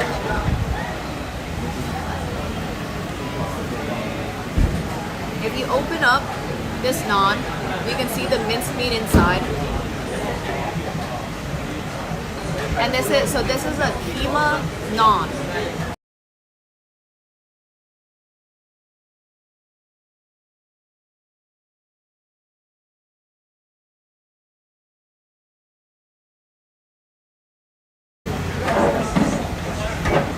Thank you.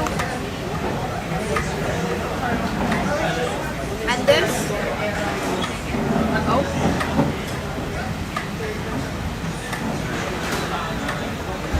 And this is our butter chicken.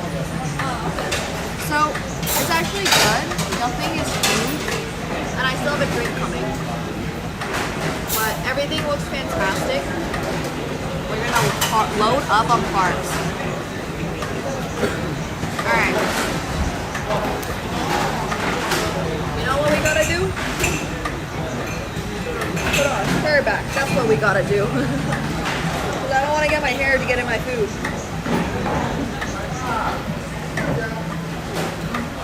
Okay, so we're gonna be having. I don't think there's anywhere I can really wash my hands. I've given up on it. It's fine. My hands are pretty clean. I've been really trying to not take. Thank you. Oh my god. And our drink is here too. This is a Nemo Spazilla.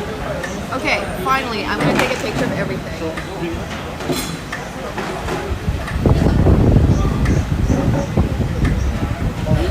I've taken so many individual pictures, I didn't get one with everything yet. Okay. Yeah, super fast service. This is the Milo Spazilla. It's got a little cherry on top. As you can tell, it's a chocolate drink. My Americans would love this drink. So you can use your spoon to get the like the chocolate powder to eat it. So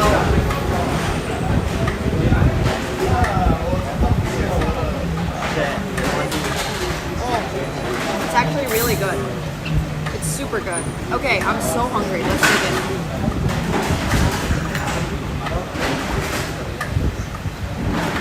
Let's dig in. No extra sugar. I got this like basically less sugar.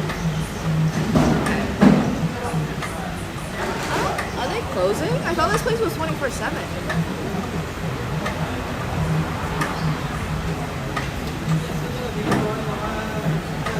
Oh my god.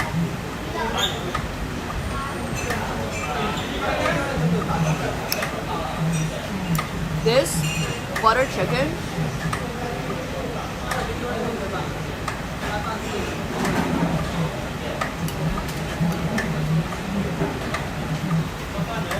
so freaking good. It's, you know, it's not like, I wouldn't even say it's necessarily better than the one I have in Toronto. But it's extremely, like, yummy chicken. Very tender. And the sauce has this level of spice to it that is just perfect. Like, it coats your tongue, but then it doesn't like sting, if that makes sense.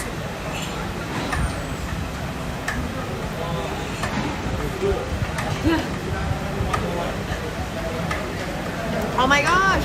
Thank you so much for another rate. Wait, hello everyone! What the heck? I'm getting all the rates tonight. Yo, thank you guys so much. Hello. Oh my god, I feel so bad. I don't know who that guy was, but hello, thank you so much. Dude, I'm not too worried. I think Singapore is a pretty safe place. We are currently having, it's really hard to get the food in the frame, I'm sorry. But we are getting food. We have paratha. I pronounce it paratha. And then we also have butter chicken. Welcome everyone. I'm just showing off my food because I'm so proud about it. We have lamb keema. This is all for me. Party of one. And we also have a Milos, a Godzilla Milos. Do you like paratha? Girl, I don't even know who you are, but like if you like paratha, if you like Indian food, we can be friends. So yeah, welcome everyone. My name is Nemo. I am currently in Singapore actually for the World Chess Championships. And it actually, for me, it ended today. They're still going, but I don't have anything anymore. And now we're just gonna IRL stream and do content and all that. So yeah. So good. So good. Give it too much paratha. I'm just saying, if you showed up and asked for a buy, I would have said no. I'm joking.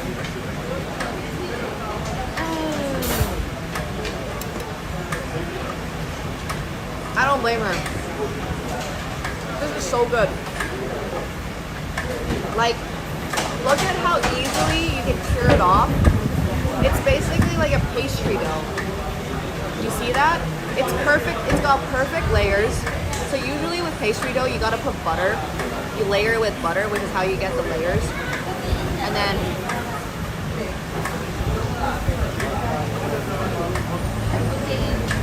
it's the perfect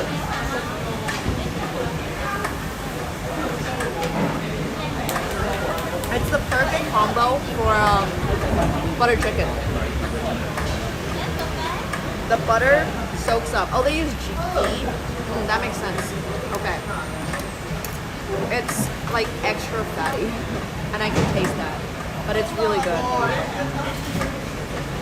Paratha, sir. I respect it. No, I love food. I was gonna do paratha with mutton curry today. I was, but then I ended up in for butter chicken because I always get butter chicken in Toronto. So I was like, you know, I gotta see what authentic butter chicken is like here.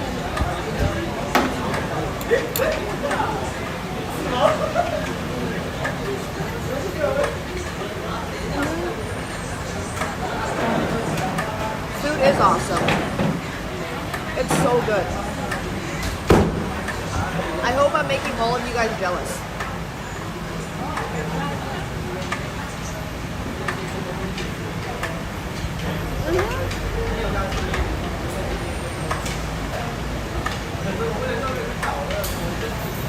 You ever going to go to the west of Singapore? Got it.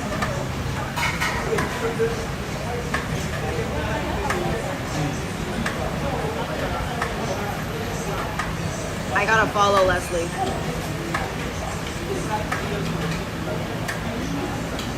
I've been trying to do food reviews. It's my backup career. Now that I'm going to chess tournaments and stuff for the most part. So, we gotta make this hustle work, you know? I will take them, Leslie. Thank you.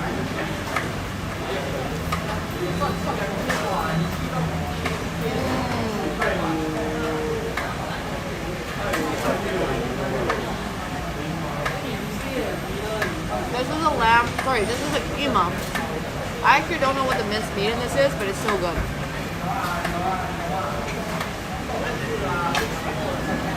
Do a paratha day. Bro, I wish I could stay in Singapore forever. Y'all don't understand. The food here is so affordable.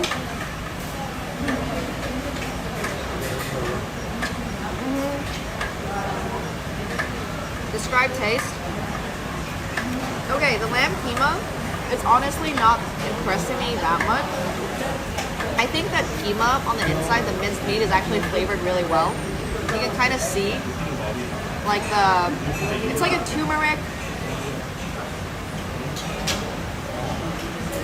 slight spice.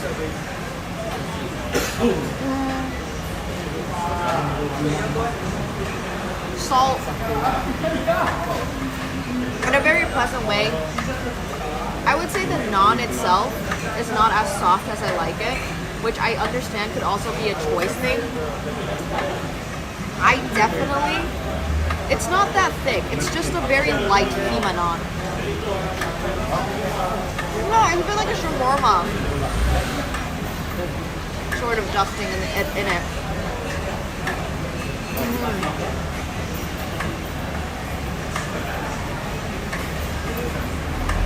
I would say it's good though. Like, this is something you would just have at home and snack on, but it's not to die for. As far as naan go, I really like it when it's like sort of thick like that and soft.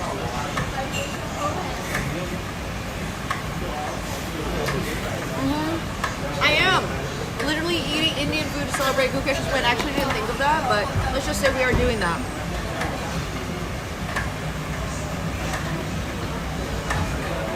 Now this paratha is better than this naan. Definitely. Thanks, Leslie. I appreciate it. Thanks so much for the raid once again. Thanks for introducing your audience over.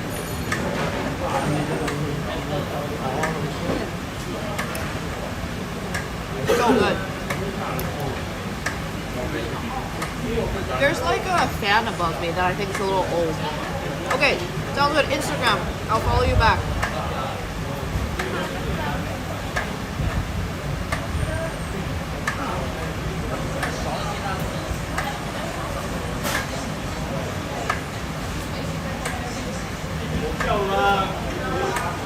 I just wanted to show you guys a close-up of the chicken on the inside. It's really soft and really tender. It's excellent. Everything's excellent. It's actually a slightly sweet curry. Once again, I think the curry I usually have in Toronto is amazing. So I wouldn't say this curry like knocks the other one at all. In fact, I think these are pretty interchangeable. On a specific day, Tamasha, the place I go to in Toronto, can actually have a curry that tastes exactly like this, where it's a little bit more tomatoey and it's a little less spicy. So take your. It is slightly spicy, but it's quite sweet.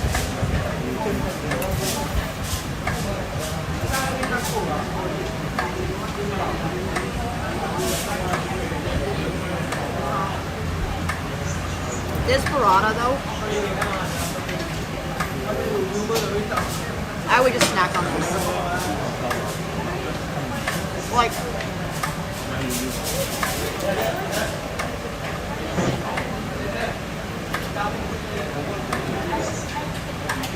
I would just snack on this.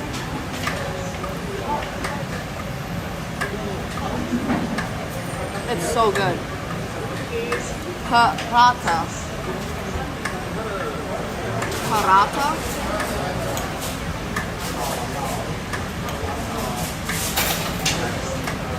Exactly, the naan is the napkin here. Get it right, chat.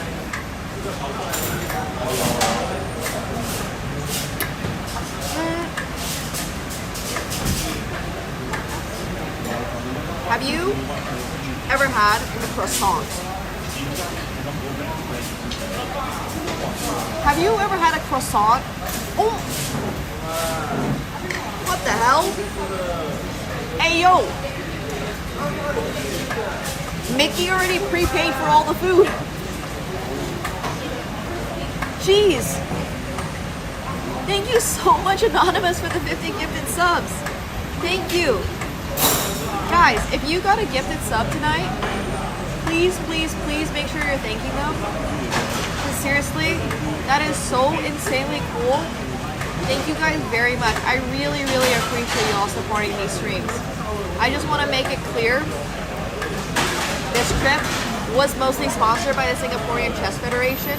Otherwise, it would be very hard for me to just come to Singapore for 2 weeks. So, shout out to them for making also all this possible. But seriously, you guys are paying for everything else. Literally, everything. All the food, all the grabs so we can get to places like this. Thank you. Thank you, thank you, thank you. I wish I could feed you this. Oh my god.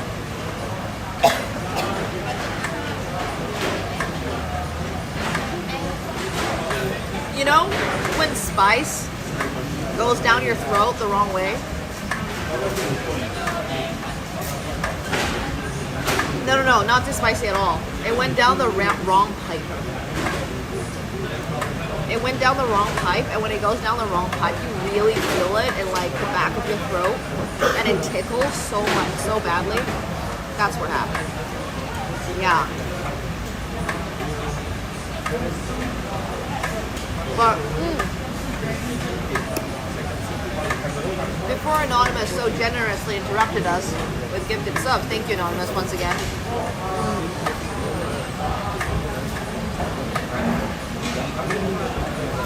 Paratha is like a deconstructed croissant. So think about it this way.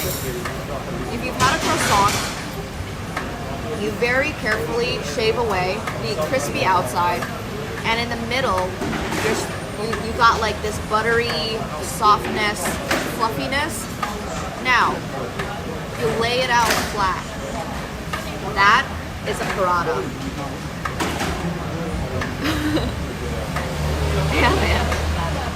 But you can really see the layers they got in this, which is crazy because it's also really thin. But like if you look over here, you can see that I can almost strip away like layers. So it's fluffy. Yeah, like cats go, but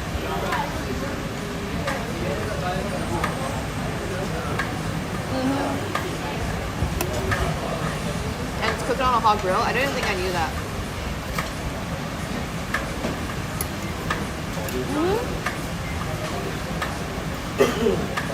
Yeah, there's a broken fan above you guys. Well,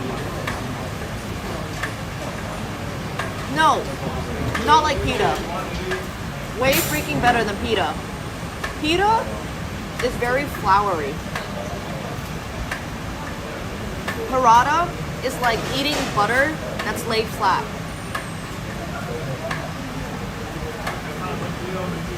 I would not even call it really like, it's a bread for sure, but it's butter. It's literally just the insides of a croissant. It's so different from tortilla. It's so different from, it is just butter. It's flour, this much, and butter, this much. And that's how you get a paratha. It's like a croissant. I'm explaining it perfectly. It's like a deconstructed croissant. If you've had a croissant and you took away all the crispy outside, you have a paratha. It's basically built the same way. It's really good, but it's not that healthy.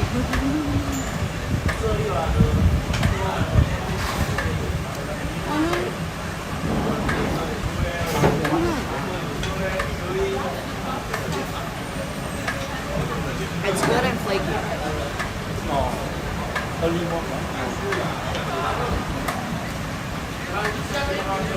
I'm gonna call it Indian croissant from now on. Oh my god. I should ask Yuke. So, Yuke, have you ever had a paratha? And you'd be like, yes. Have you ever had a croissant? And you'd be like, yeah. And I'll be like, well, have you ever thought about the fact that a paratha is basically just an Indian croissant? Man, that one would be so funny.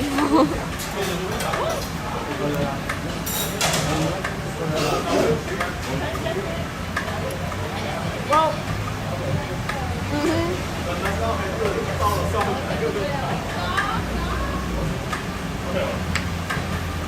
oh my god, Mickey Man. Yo. What the heck? Thank you so much for the 47. Holy crap.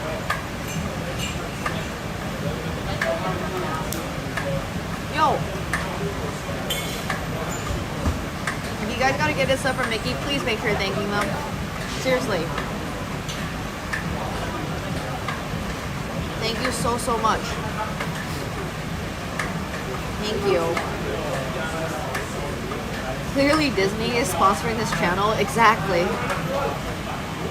But seriously, thank you so much. You have more than paid for the food. You pay for tomorrow's, the day after. You know, Singapore doesn't have food that's that expensive.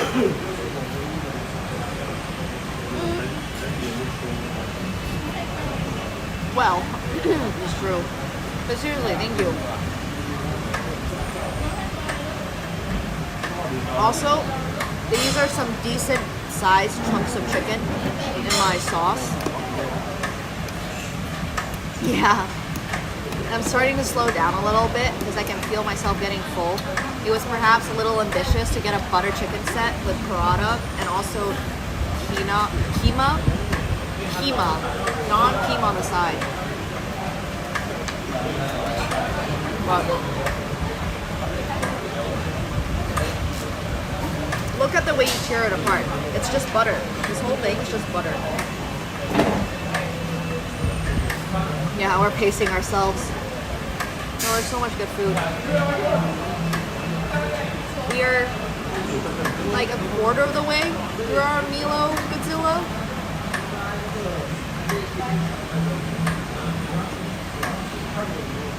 I have like actually half the way, I guess. It's really good. You want some Indian croissant? I mean, I'm not wrong though. I bet you've never thought about it that way before, but I'm not wrong.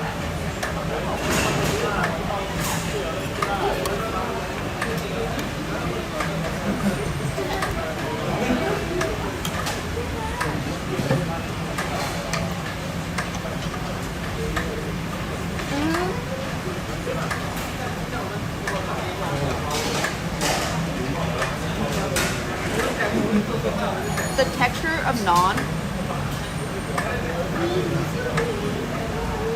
So naan has a lot more flour than paratha does. The texture of naan is much closer to a pita. But you probably had naan, and you're less likely to have had paratha. Yeah, basically, Nemo. We can just walk back, I'm sure. It's probably only like a 3-hour walk.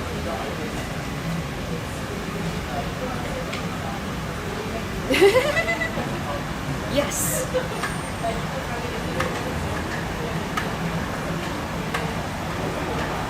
Also, somebody said on croissants usually sweet. Bro.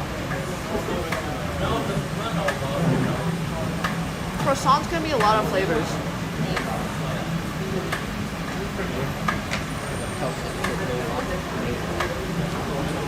It's true on culture. That's also true, Ayan. There's also a lot of varieties of naan.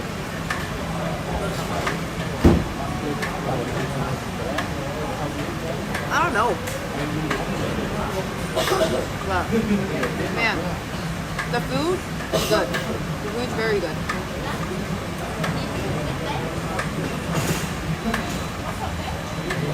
That's a great question, Camo.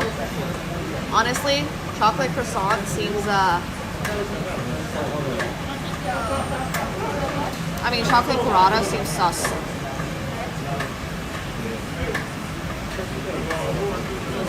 Oh, well. Sounds good, maiden. Maybe I'll just walk a little.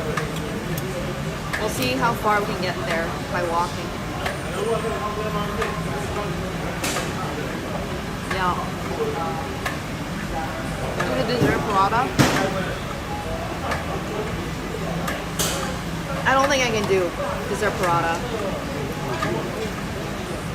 No, thank you. Not for me.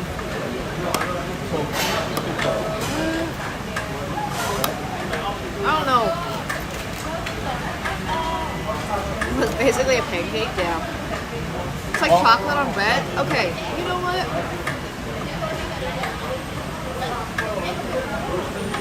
If I think about it, like it's just a chocolate croissant. Okay, I can eat that. You know what? I agree with you. It's really just a chocolate croissant. Yeah. If I'm willing to have chocolate croissant, it's just an Indian chocolate croissant.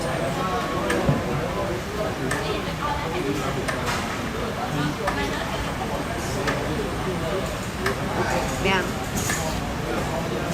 I'm excited to bring my food take into the world. You guys are not ready for Nemo food reviews. It's going to be so unhinged.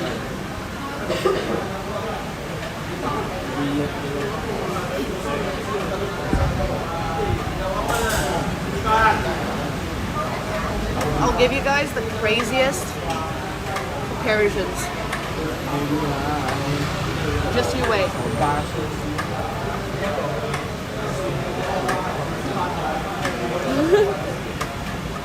Exactly. Exactly on culture.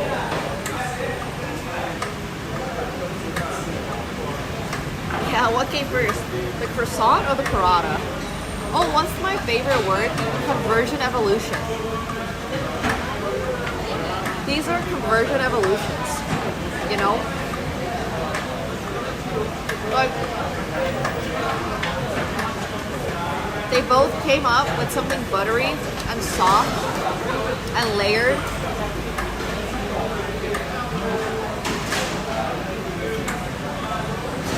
But in France, they wrapped it up and made it into a croissant.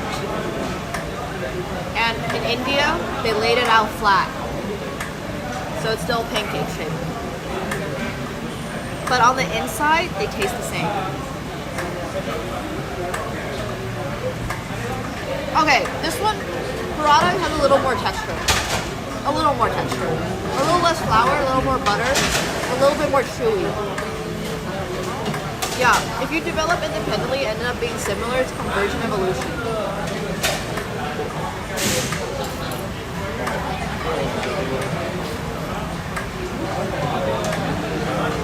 There you go, Pokey.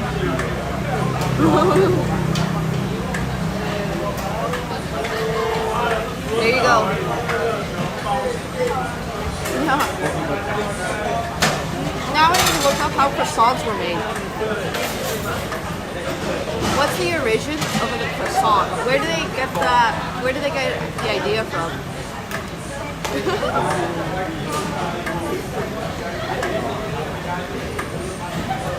Tonight, we're just convincing everyone that croissants are just Indian parathas.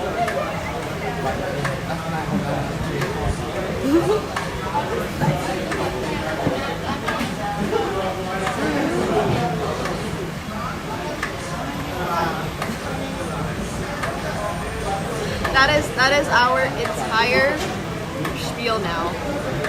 No! Crepes are so different. Crepes are like eggy. Crepes have egg in them. Parathas don't really feel like they have eggs in them.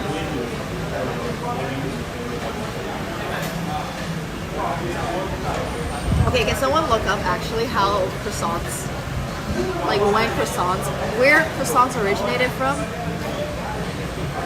Because I know we're going down a bit of a rabbit hole, but I'm now genuinely curious. Well, it also super depends on your crepe, right? I mean, there's so many types of paradas, there's so many types of crepes. Yeah, we're starting a big controversy. Oh, it's from Vienna? Oh. Yeah, that sounds so good, Nemo. You know what? I take back what I said. That does sound really good.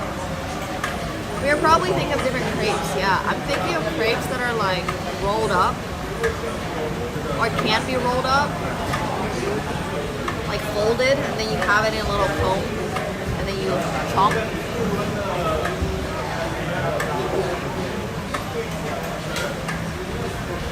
I feel drops of rain. Kipfro. Okay, interesting. Oh, I'm so full. I don't think I can have anything else. I also did not bring a jacket, thinking it's going to be really hot, and then for once, I actually feel like I could have a jacket. Alright. Well, conversion evolution is a thing. It's definitely conversion evolution. Definitely. Oh my gosh, Cabby! Yo! Thank you so much for the 10 gifted subs. I appreciate that. Thank you so much, Cabby. Holy crap.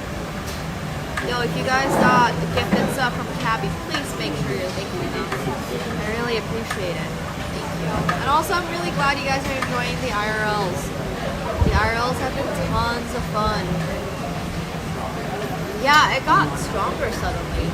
I wasn't bringing a jacket because I haven't felt like I needed one any of these nights, but tonight it's actually getting slightly, well, okay, chilly is maybe the wrong word. It's getting a little bit windy. It's getting a little, like, feeling it will rain, maybe? So, we'll see if it rains, because if it rains, then I can't walk anyways.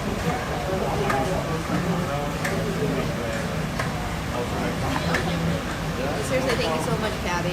Oh.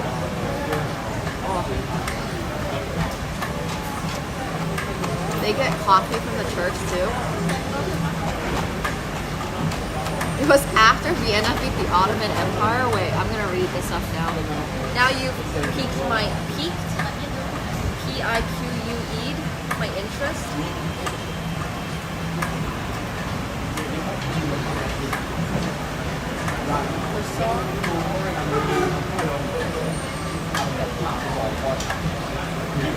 Okay, it believed to originated as the kipfel, a crescent-shaped pastry. It's a baked bread roll made from yeasted wheat dough. It's denser and sweeter than modern croissants on top of sugar and almonds. A popular myth claims that the kipfel was invented to celebrate the Austrian victory over the Ottoman Empire in the Battle of Vienna. Ah! However, Austrian chef Jürgen says that these stories are almost certainly untrue. The croissant was first introduced to France in 1939 by Austrian artillery officer Olga Zang, who opened a Viennese bakery in Paris. The modern-day croissant is made with leavened, flaky pastry and was developed after World War I. The recipe was refined by French baker Sylvain Claudius Boy. Interesting. Meanwhile, how long have we had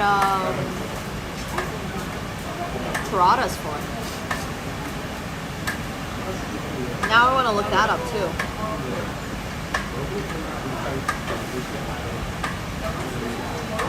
Okay. Let's see. Wikipedia. I'm gonna see if I can summarize this for you guys. Yeah, parada definitely came first. Is what I'm realizing.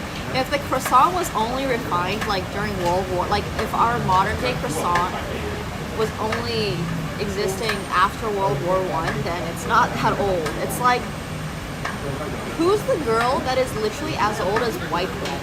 And it's a very popular meme. Dolly Parton or something is like, or Betty White. I think it was Betty White. I think Betty White is like older than white bread or something like that.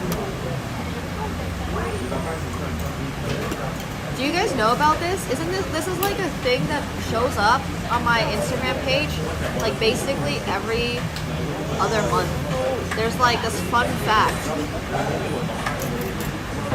about how white bread is younger than Betty White.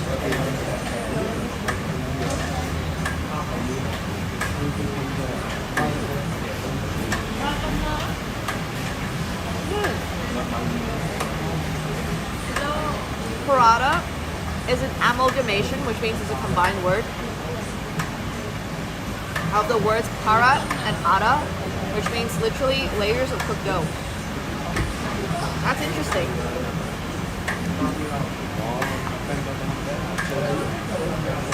Somebody who actually speaks the language can maybe help verify, because I'm also not sure in which languages that would be, because there's just so many like Indian languages out there.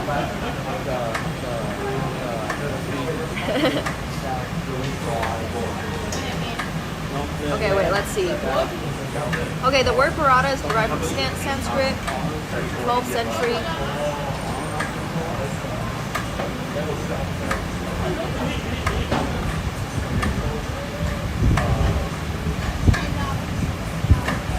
According to Banerjee, although parathas are associated with North Indian cooking, Puran Poli of Maharashtra and Gujarat is a close cousin of paratha. The method is to stuff parathas with a variety of fillings. However, Banerjee states the Mughals were also fond of parathas, which gave rise to Dhaka paratha, multi-layered and flaky, taking its name from Dhaka in Bangladesh.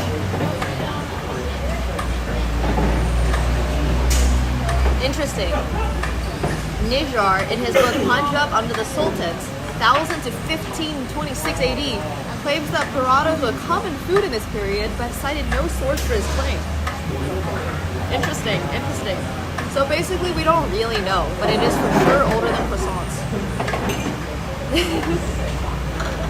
Yeah, for sure curious. Some Chinese pancakes also have layers, are super buttery, but they tend to end up being like, you can hold it. Like you can smack someone in the face with a Chinese pancake and it would hurt their face. With a paratha, you can only you can only whip it at someone. Chinese pancakes are so solid. There's literally Chinese pancakes that are super similar to this, but they're way more solid. Hell yeah, Moki. Yes, I would love to slap people with a paratha. Yes, like with a tortilla. But yeah, it'll make their face oily if you slap them with a Chinese pancake. It's actually kind of crazy, I'm not gonna lie. Chinese pancakes are kind of heavy. They're like thick. It's because I think instead of they're so filled with oil, like not only do you put them in oil, do you put like layers of ghee and butter on it and stuff, but you also freaking dump it and fry it in oil. I think that's what makes Chinese pancakes so heavy. You know donuts are fried or dipped in oil, I think. I can't remember if it was that or bagels, but anyways, bagels are the ones that are fried. So then it gets super dense. So when you fry something, it becomes super dense because the oil goes all in. So Chinese pancakes, not only is it butter layers, it's also fried. So then it's super dense, and it's buttery, and it's oily, and it's not very healthy for you, but it tastes damn good. Oh, donuts are also fried? Okay, I know bagels for sure are fried. In case you can't tell, I watch a lot of cooking shows. So I love studying about why foods are the way they are. So I can when you do math exercises, if you know something, you're kind of able to figure out something else in math because you can do proofs in your head. I love watching food shows and learning about all these different cuisines, and then in my head, I'm able to conceptualize flavors. I'm able to conceptualize how foods are made. If I ever went on a cooking show, it's not like I'm saying I know how to make a donut, but hypothetically, I kind of know how to make a donut, you know? Yeah, I can simulate foods in my head, yes. Yeah. Oh, boiled in water, then baked. Okay, that makes sense. Yeah. Okay, so donuts are the ones that are fried. But that's why you get, but that's an explanation of why Chinese pancakes are different from parathas, even though it's once again similar concepts. Yeah. Next season? Oh, no, I can't cook though. I am all theory, no execution. I can't cook. I cannot make this.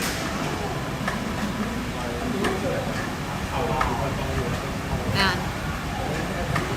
But it's so interesting learning about paradas. So random. Alright, Desiree. Okay. Yeah. Rule 20 is a cooking book I recommend. Okay, I might actually want to try. Let me make MasterChef. I mean, HelloFresh on MasterChef. Yeah, that'd be so funny. No, I love food. Food's great. Food is so cool. Yeah. Like, okay, actually so cool. You can gain practical skills by practicing at home, or you can go to take a class. I'm like eating, not cooking, fair enough. This is the last piece of chicken. I'm gonna eat it.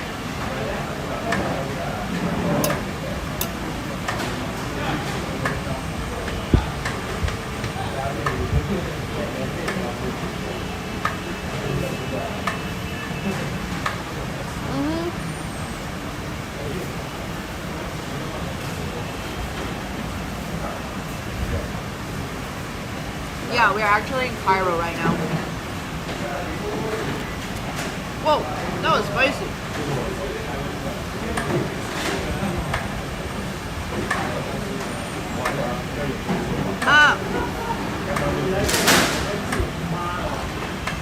Whoa.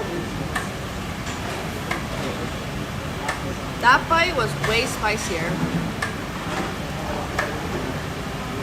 than I expected.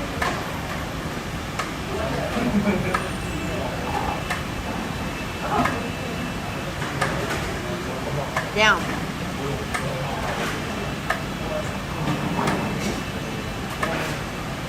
That was okay. We're drinking the rest of our Godzilla drink, which I actually ended up finishing. This is crazy. This is literally just a chocolate milkshake.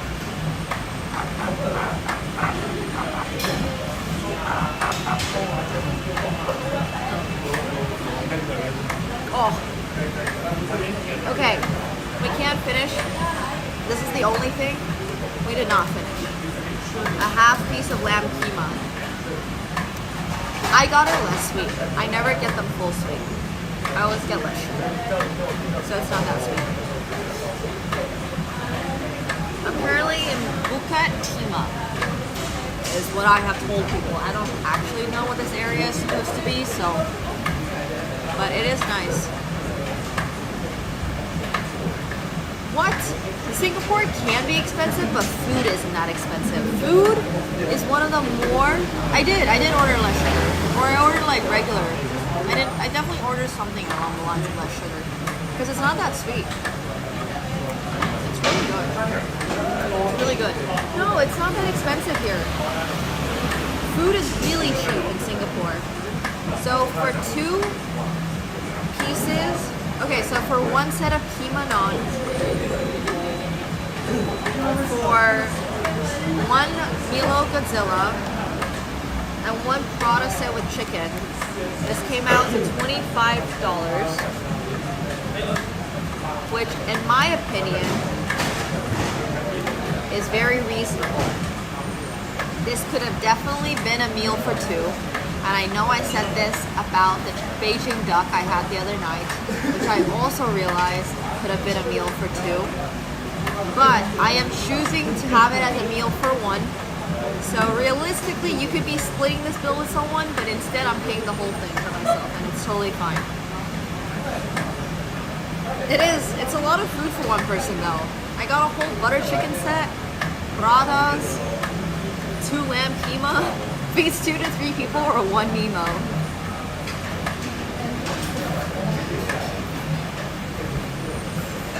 Oh, do you think this keema is making it back to the hotel room?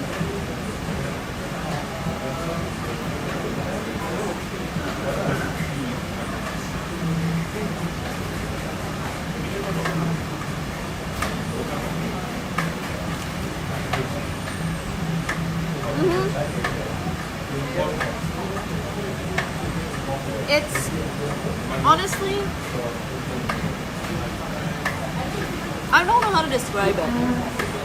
It kind of is like a quesadilla, I guess. Sort of. 25 Singaporean dollars. So it's really like 20.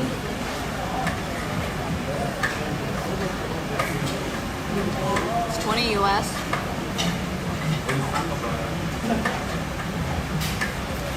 Realistically. No tip.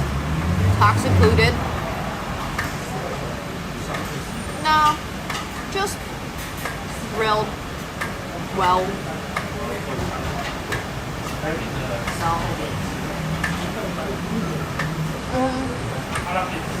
It's not bad at all. Really good, actually. It's really, really, really good.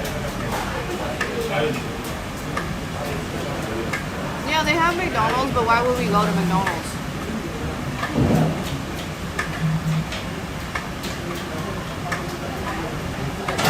I mean, it has to be cheaper to eat outside of McDonald's, right?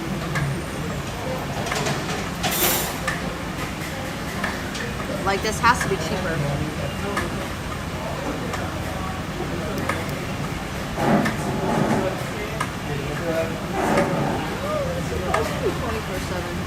Maybe they are not 24/7. Maybe they recognize that people are leaving, so they're gonna start shutting down. No, there's 3 other tables here.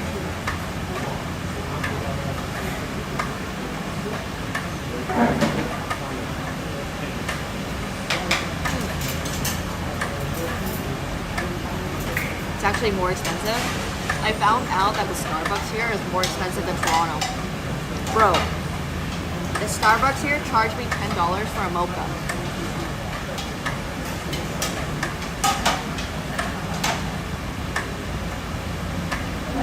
$10. Even in Canada, it's still like $7.90 or something. Like, it's expensive, but it's not $10 expensive.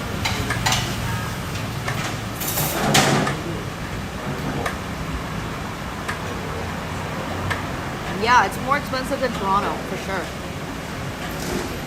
No. Because I have this is a keema naan, so there's already minced meat inside, already has flavor, and I kind of like it.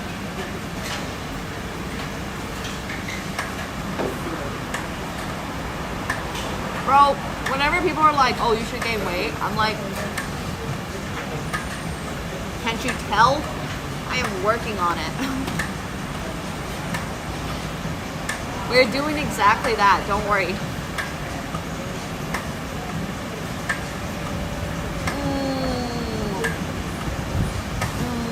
It is actually really good. I kind of like this cold. I kind of enjoy it cold. When it's cold,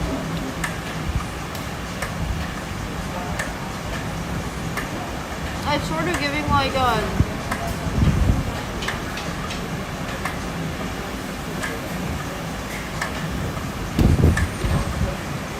I don't even know how to describe it. It's like, you know, cold pizza? Cold pizza's great.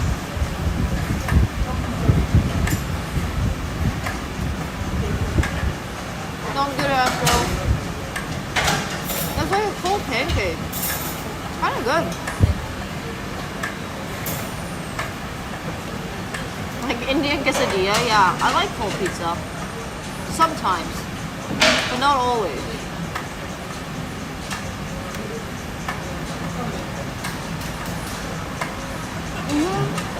It's more chewy.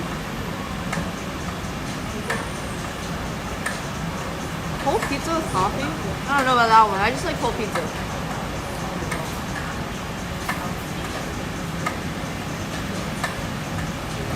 All the keema's over here.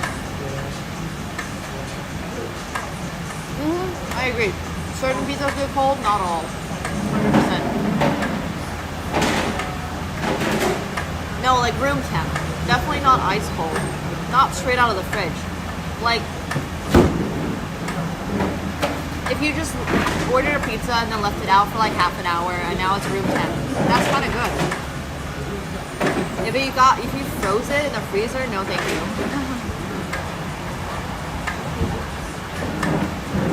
I don't really mind room temperature food. I I kind of like room temperature food. Nothing against that. But yeah, this food's really good. I'm a big fan.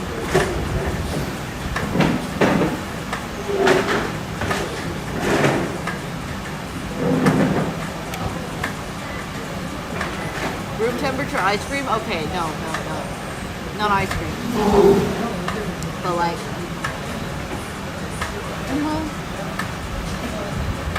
straight out of the oven bread's insane. I agree though. Like, obviously, there's food that's really good when it's made extremely fresh, straight out of the oven.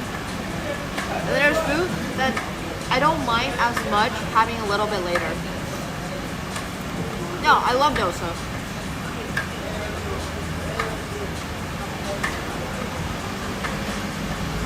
I've had a lot of Indian food in my life. Like, what I'm trying to do right now is find better versions of the Indian food I already have had. Like, I've had banger butter chicken. We just had butter chicken. I've had dosas. I've had dosas in Dubai, which has pretty authentic Indian food.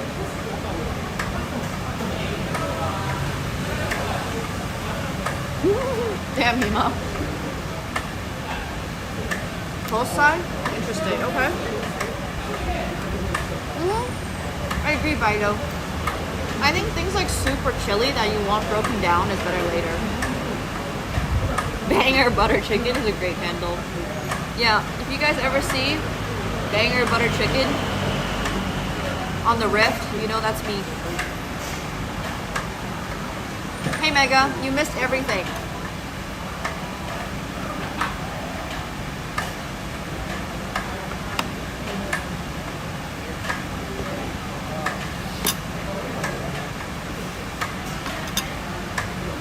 I ate it all.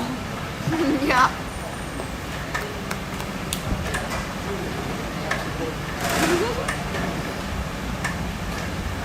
I like chaat. I love samosa chaat. The flavors of chaat is really good. Done and dusted, exactly. That's why they're closing now. I ate too much.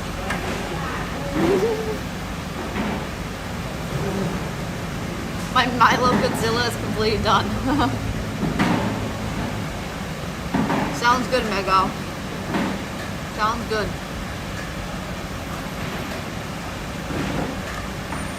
But overall, I would say this food for $25 Singaporean is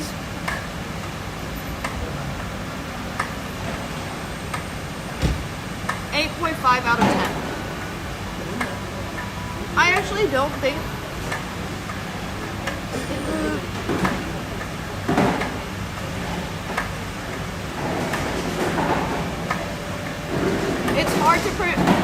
it's hard to measure pricing. I would measure it more. Like I would value this food more for the price if I'm judging it against the rest of the world. Because like you're not getting this for $25 in Toronto, right? But I do agree that this food is insanely, it's really good for the price, but it's not like crazy, if that makes sense. It's not like, once again, I think this is good value food, and the flavors are all there. The naan was a little tight. The keema meat quality is, you know, fine. The butter chicken is basically comparable to Toronto's. The parathas were excellent, for sure. Getting the drink alongside your food for two, for $20 US, is absolutely amazing, for sure. But I do think that I would give it like an 8.5. Like, food in Singapore is just so cheap that I do think that this is awesome.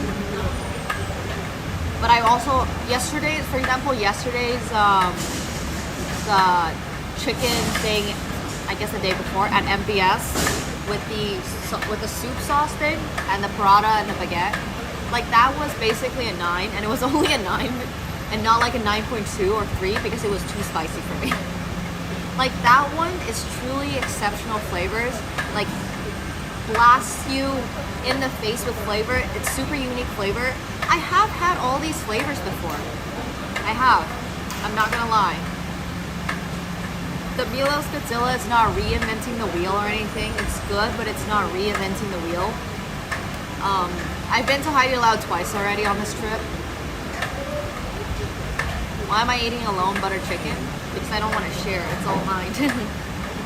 So I do think that it is extremely good value, but it's still only going to be an 8.5. Yeah, if I went to like Malaysia, Indonesia, it's going to be so hard to do worth it food. But that's the whole point of doing worth it food. It's like 8.5 is all together. It's not just for taste or price. It's all together. I'm just practicing for my future worth it food series. Oh, along. No, not alone. Okay. No, I think 8.5 is a really good score. Ah, alright. Oh, it's still there. I don't know if I'm gonna get it out. Oh well. Why not 10? Because it's really hard to give out 10s. 10s are like, I haven't given out a 10 yet. I haven't found something that I feel like, oh, for this price, wow. Hell yeah, Hema, I'm trying.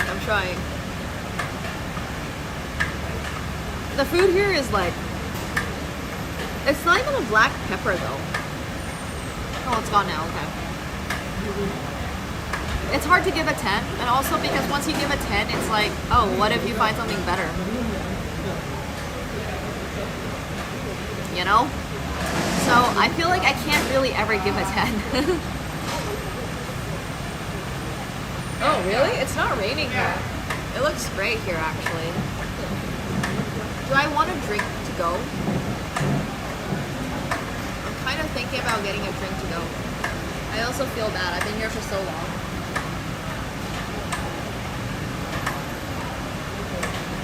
Yeah. Yes. Like, should I just get a... Oh, your orange juice was really good. But I kind of want like a Longan juice. Okay. Let me get a Longan juice. From those guys up there. Which cuisine do I like most is such a hard question because it depends on my mood. Oh, lime base also sounds delicious, but I kind of want Longan. Longan just doesn't taste like too much. Oh, we're supposed to clean up ourselves. Ah. I'm reading the sign. There's a sign there that says return station. So we're gonna go do that. 1 second. I like the culture of clearing your own plates.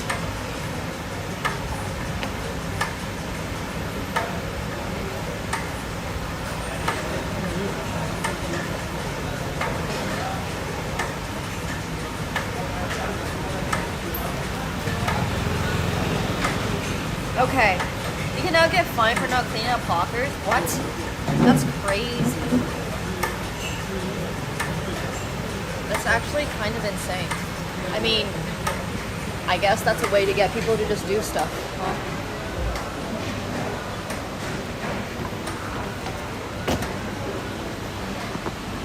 I kind of respect it, honestly. Oh, they didn't clean for themselves for years? Interesting. So now they're just like, well, you gotta... Oh, they have dessert here too. That's kind of cool. No, I think I'm just gonna get a Longan juice.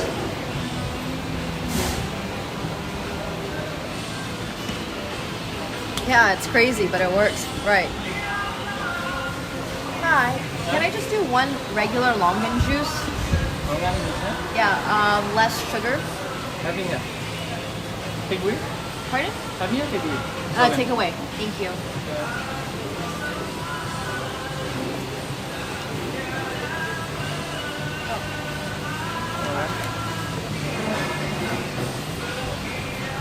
50. I only have a 50. I'm sorry. Okay. No worries. Thank you. I am on a seafood diet. Seafood, we eat food.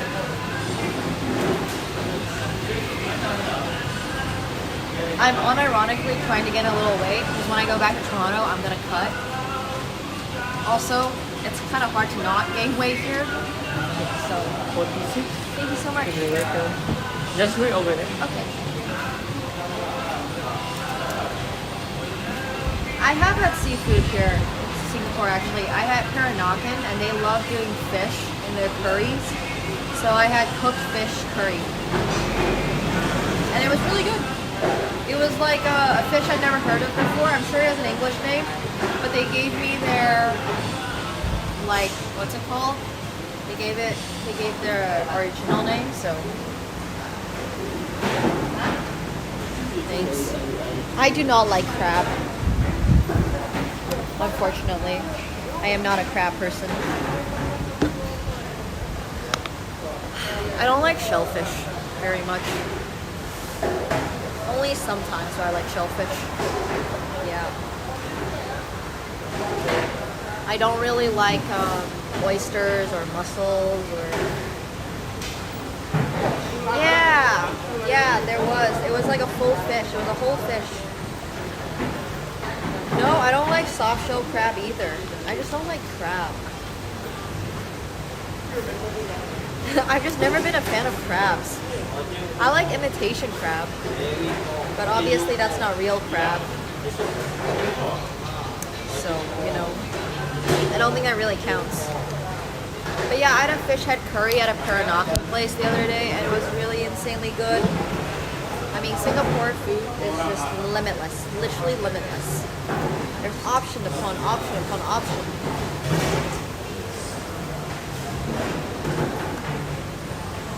Imitation crab is what they put in cheap sushi rolls. So like if you were getting crab and your sushi was under, like your roll of sushi was under $8 or $10, it was imitation crab for sure. It's very rare to get like real crab in your sushi rolls. You guys might not know that it's imitation, but it's usually just made out of flour or like some fish filler type. Yeah, it's like pollock or something. You never question what imitation crab is made of. Sometimes it's straight up just flour, and then sometimes I think it's made out of fish, like cheap fish. There's no reason why with eating it. Yeah, you gotta get the bid. Yeah. It's definitely a texture thing. I'm not gonna lie. Yeah, just not a huge fan of crab. I like imitation crab more, actually. It's good, I don't care. Alright, fair enough.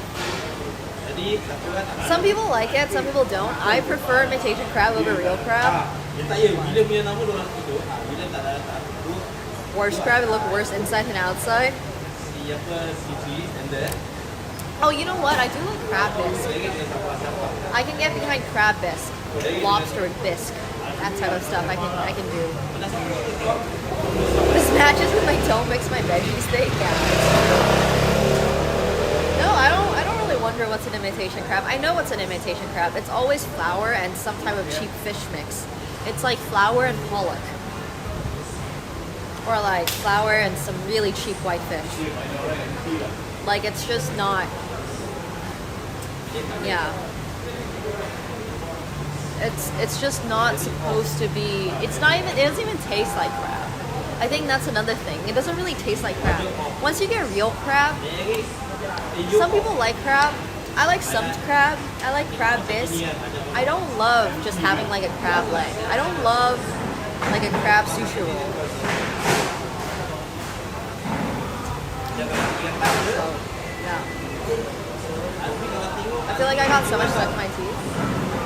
Also, I'm waiting for my my lobster juice. I like lobster more than I like crab, but still not a really big fan. I genuinely dislike oysters. Like, I cannot have oyster and be mentally, well, okay, that's not true. If it's done in a fine dining environment, I can do it. I will never just take an oyster and shoot it. Does that make sense? Can't do that. Never been a fan. Yeah, oysters. No, it's okay. I'm sure I have toothpicks at home. There's a Counter-Strike major? Oh my god, no, I'm here for a chess tournament. Oh, thank you. Or was here for a chess tournament. Now I'm just here. My flight was originally at 10 p.m. I think tomorrow.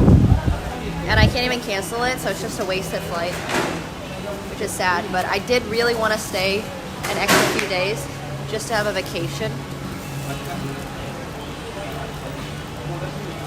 Oh, pandan is, I keep calling it pandan. It's not pandan, it's longkun, which is like lychee, but not lychee. Okay, one sec. I'm gonna find where I'm supposed to be going. Okay, how long is the walk to Sentosa? It's 11 kilometers. That's a 3-hour walk. 4-hour walk. Alright. Let's just walk a little bit around this area and see what it's about. And then we'll call a cab. Because like, at that rate, I would get there by the time of the next round.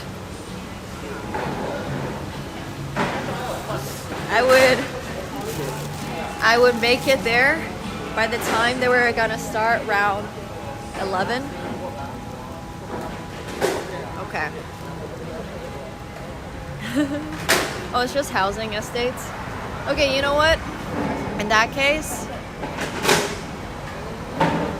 I'm gonna just call a taxi, and then we're gonna walk from Sentosa to Sentosa. No, I agree. I think the match is essentially over. Losing the game at this point is devastating. Truly, truly devastating. I cannot imagine what he feels like right now. I would be so depressed. I would be so sad. Especially the way he lost today. It is the saddest thing ever.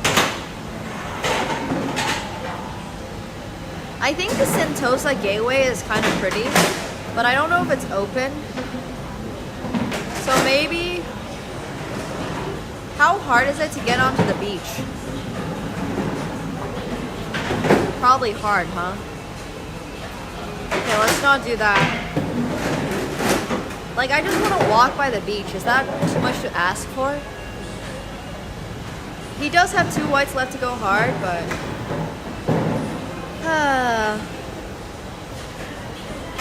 Sentosa Gateway? Okay, let's see if Sentosa Gateway is open.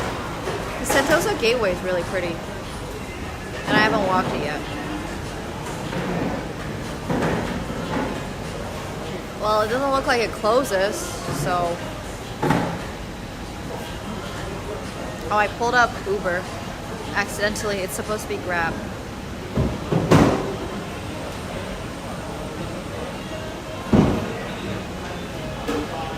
Okay. Grab, Sentosa Walkway. Gateway.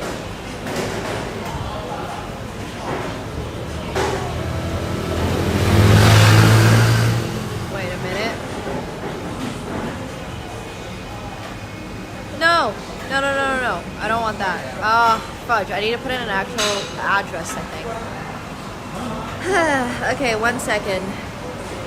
I need to find the one. So it's Sentosa Boardwalk, I think. Because the gateway is what cars take.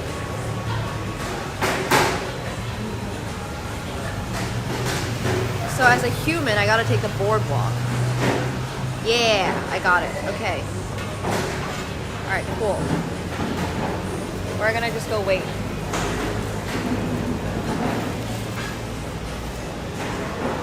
Oh! I got someone. He's coming in a few minutes. Alright, cool.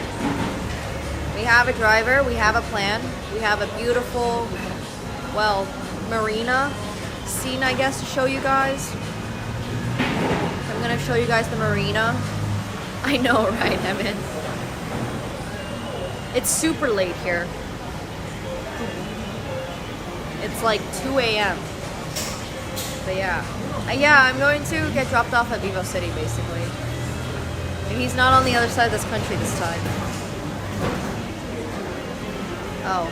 Well, here it says that it can get really close. So we're gonna take the car, see where he drops us off, and then we'll go from there.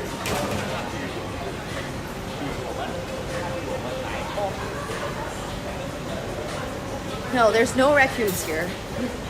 I don't even know what the wild animal in Singapore look like. Like, what are wild animals in Singapore? Oh, I'm just gonna sit on the sidewalk. Whew. Okay.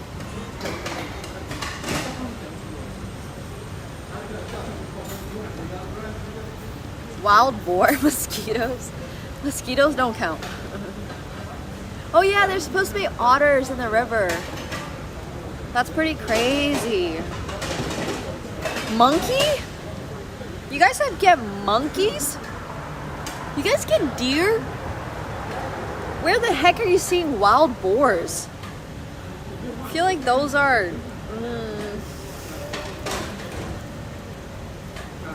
Where are you guys getting wild boars in Singapore? There's wild boars around?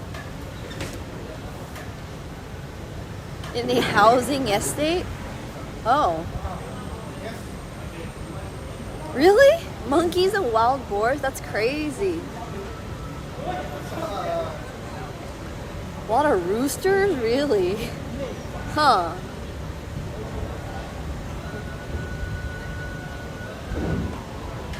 Okay, snakes I can understand, yeah. Snakes I get. Obviously. Oh, I forget you guys have like a lot of nature reserves. Singapore is so cool that way. Oh, it's actually so awesome. Humans have been attacked before. They're just claiming back their wild, bro. Yeah, there's so many orchids here. There's actually a really cool place called the Singaporean Botanical Gardens or something. They're way up north. And I went there the very first time I was here, and they have a lot of orchids there. Like a lot. It's really interesting. There's penguins. Oh, those are so cute.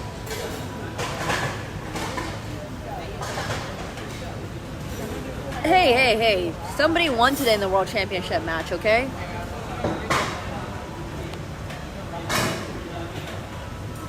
Somebody actually ended up having a decisive result, which is crazy.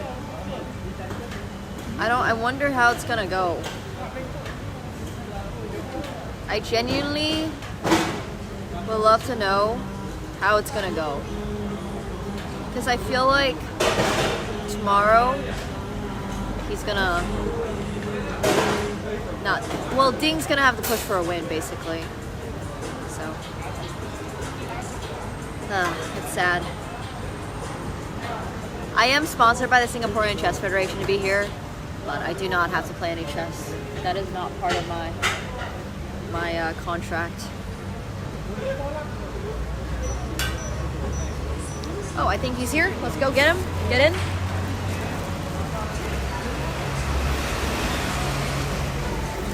All right, cool. Hello, for Nemo? Hello, yes. Going to settle down for work? Yes. Thank you very much.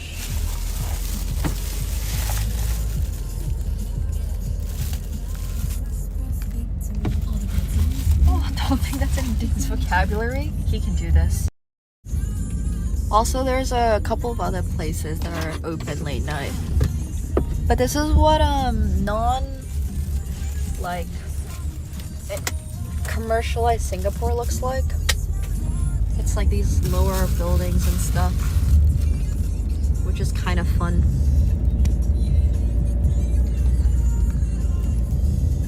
I have faith. I have faith in Ding. I really do. He wants to win too. It's hard to not cheer for them both though. Whoa! That looks like a temple.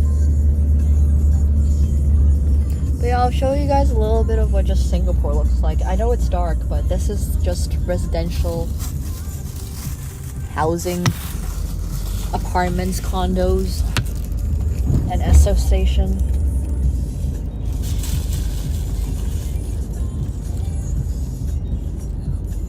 Who are we rooting for? I'm rooting for Ding. But genuinely, whoever wins, wins, you know? But I do want a Ding win so I can just ask him the question I wanted. Yeah, exactly, Hezrin. I'm just showing you guys this way. See you this.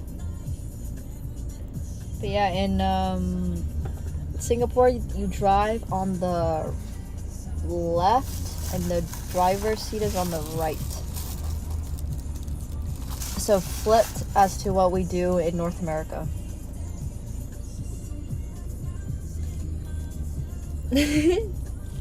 Singapore is great.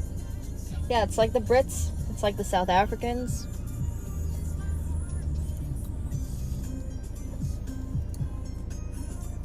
I agree, Chester.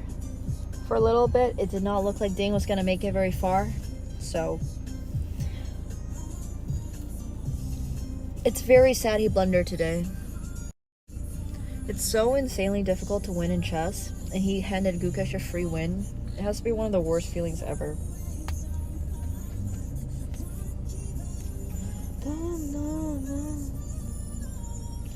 Would Magnus win if he played? Yeah, absolutely.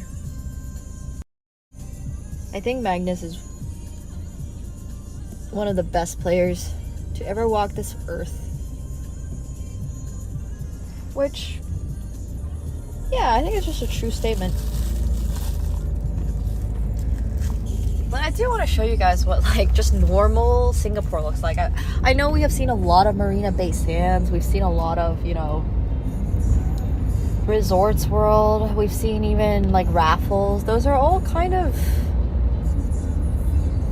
like hotel areas. This is where people actually live. People genuinely live in those buildings that you saw. Exactly, Pokey.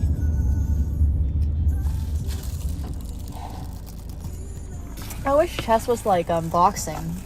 In boxing, aren't you able to literally just challenge someone for like world champion boxing or something? You can just like label your fight as world champion boxing. I feel like there's a world champion in boxing like every few months.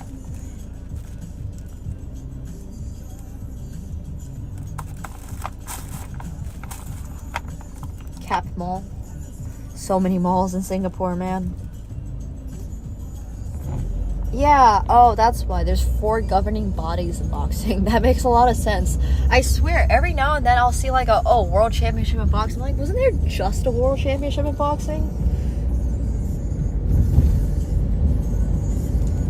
So, okay, so that's why.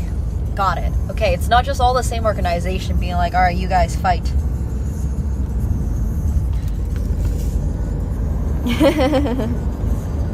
Yeah. And there's also so many weight classes. Yeah, that's true. Yeah. That makes sense. Okay, fair enough. Fair enough. Oh, it got blurry. Well, it's not like there's a log. Oh, there's a university there.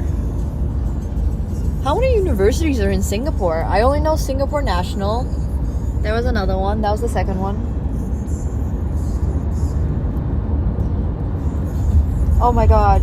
They need like a chess.com world championship. Absolutely. The Nemo World Chess Championships would be forced ruffles every game. If your game lasts over 30 minutes, you're getting splashed.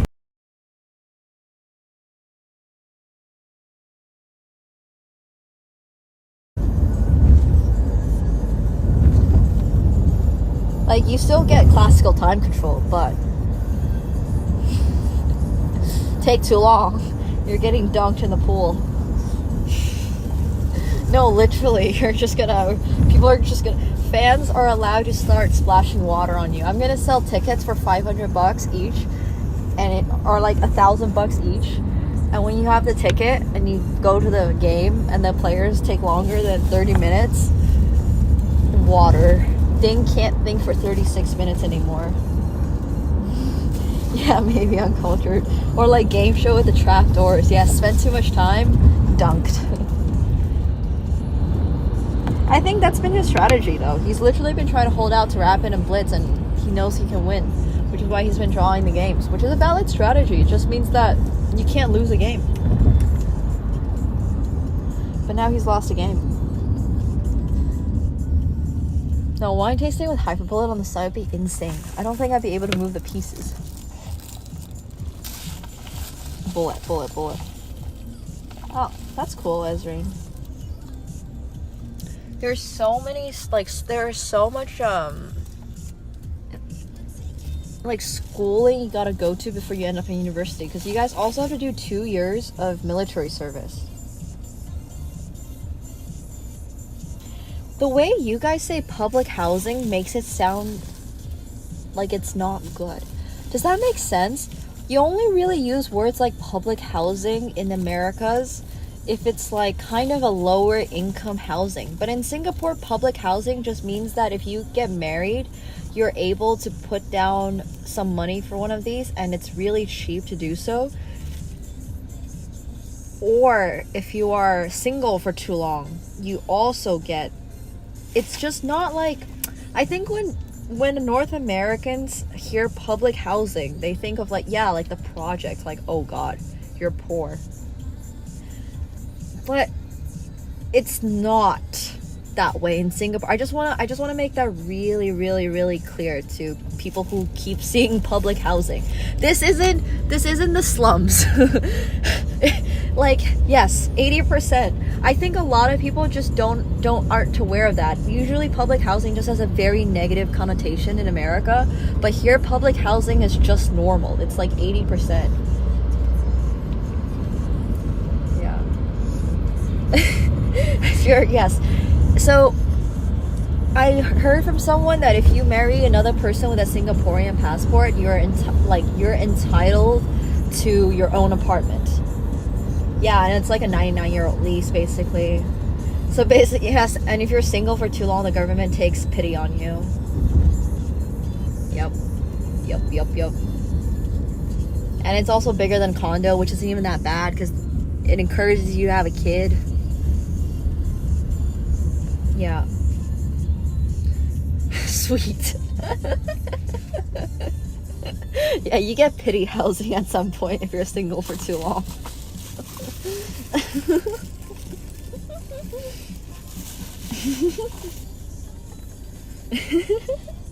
It's pretty funny.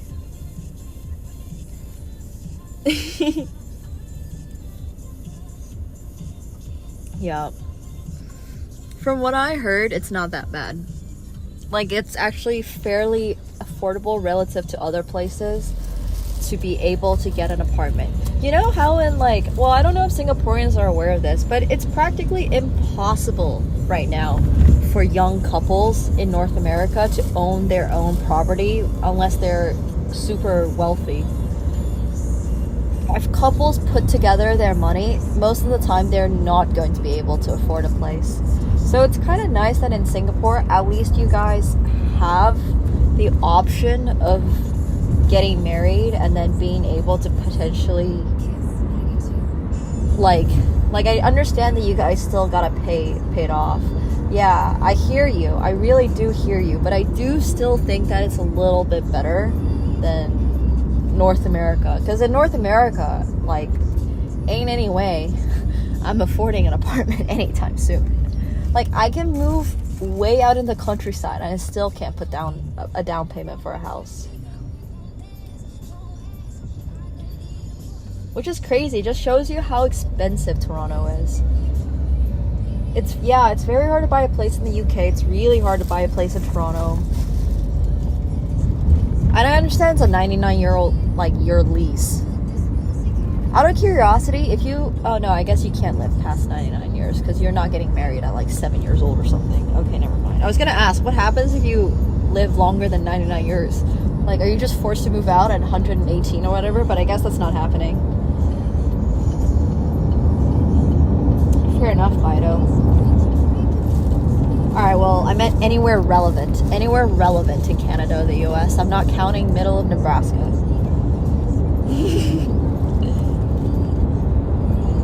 Yeah, that would be so rough.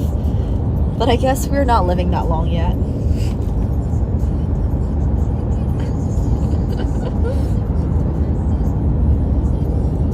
I think it's probably, yeah, I mean, I don't know. I obviously have not lived in Singapore, so I don't exactly know how it works. But for me, what we saw for public housing doesn't seem that bad. Like, public housing in the US is,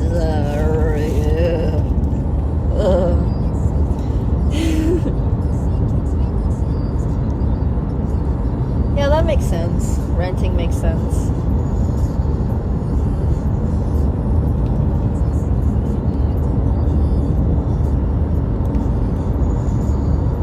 There's sort of like a buyback thing that everyone could do. That's interesting. Yeah, I agree. Like Ottawa for cheaper housing, perhaps. But I still do think that the system isn't maybe ideal, but I think it works for you guys. Because Singapore's just not a very big country.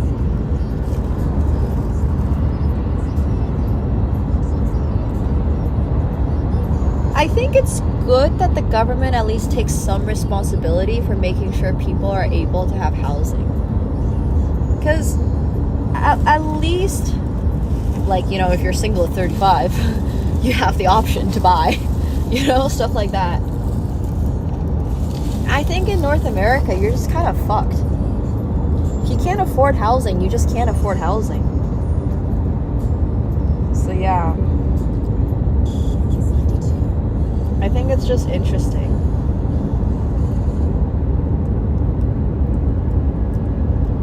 Right. Like, you need a unique situation. I mean, unique,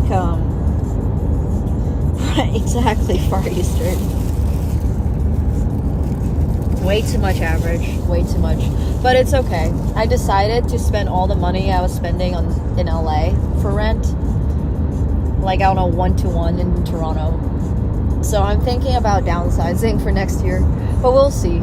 Honestly, moving costs are really expensive as well, so it's almost going to even out if I move somewhere a little cheaper, but I have to pay to move. So I'm kind of undecided. I might just decide to extend the lease because moving is so damn expensive. Yeah. Exactly, uncultured. Yup. Actually, good question. How big are Singaporean apartments? That's crazy, Bido. Well, friends, no, I don't want friends.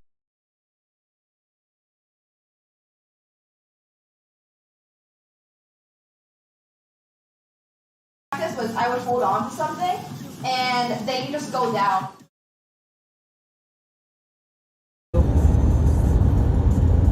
You just borrow a friend's pickup. Nobody in my friend group has a car. Not a single person in my friend group has a car. Toronto is not a car city. You cannot get a car in Toronto unless you live in the outskirts.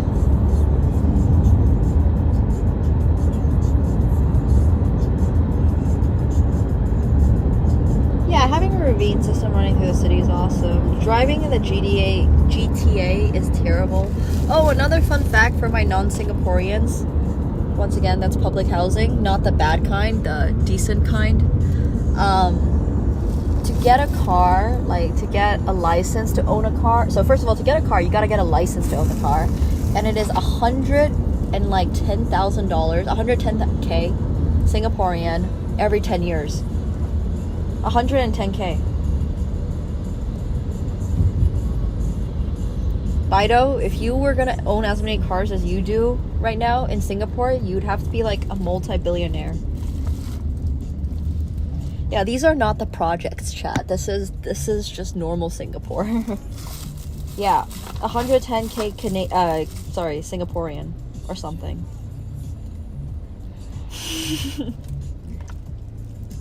Yeah, Singaporean dollars.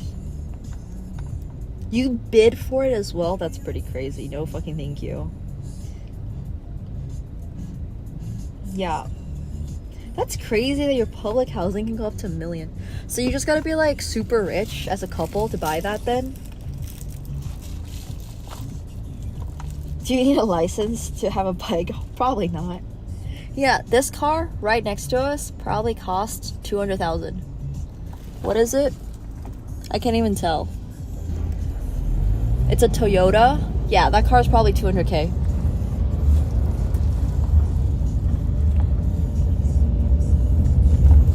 That makes sense. Oh, it's a Prius? Sorry. It is a taxi, but still. Whoever bought that car paid like $200K. Well, you have to pay the $110K for the license to own a car. So yeah, the car itself is only like $90 to $100K, but then you also gotta pay the license, right? Yeah, exactly, Stanford.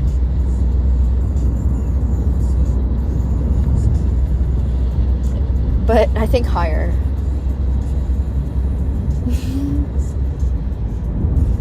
I think they rent cars, or like it's part of a service. No, the taxi ride is totally fine. Oh, including? Oh, interesting. I don't know. I had a cabbie tell me that his car was like $300,000 or something. He had one of those giant vans. Yeah, it's only 10 years. Because they don't want people to have just random cars. You know what you're not going to see in Singapore? You're not going to see a Ferrari. A Ferrari in Singapore would be like $3 million or something.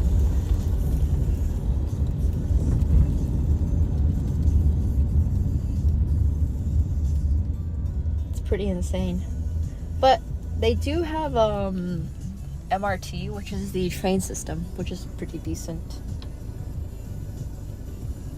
There are Ferraris. I haven't seen any yet. That's crazy. There's a fair bit of supercars. Wait, I haven't seen one.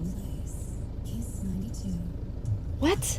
The license for luxury cars is relatively cheaper? Oh, that's so dumb. That's so dumb. Yes, exactly, Grumpy. I have not seen a single Ferrari around Sentosa because all I do on Sentosa is bus back and forth between the playing venue and my hotel. That's it. That's all I do.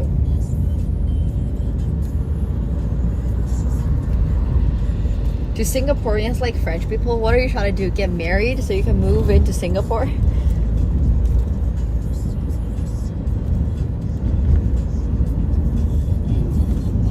I haven't seen that many bikes. Biking in Singapore doesn't seem fun, not gonna lie. Seems hot, humid, and unfun. You guys died. Okay, let's see where this takes us.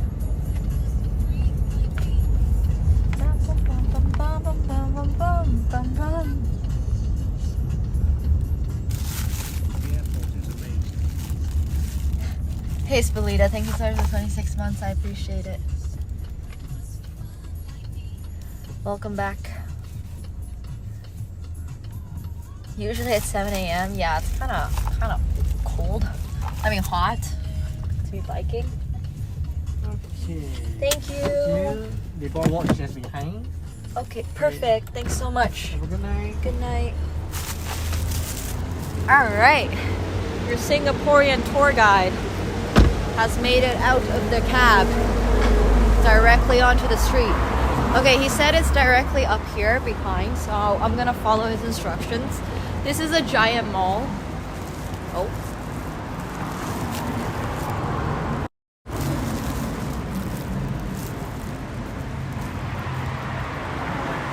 This is Vivo City. That's so sad, Frost. I don't really understand what happened here, but somehow I am on the side. Oh my god. Dude. No, this is not a food hunt. I can try cycling in Singapore. I don't think I want to try cycling in Singapore. I don't know what gave you an impression that I want to bike in Singapore. But have you seen your own weather? Like, I can understand doing it at night, but ain't no way am I gonna use cycling as my mode of transportation around Singapore.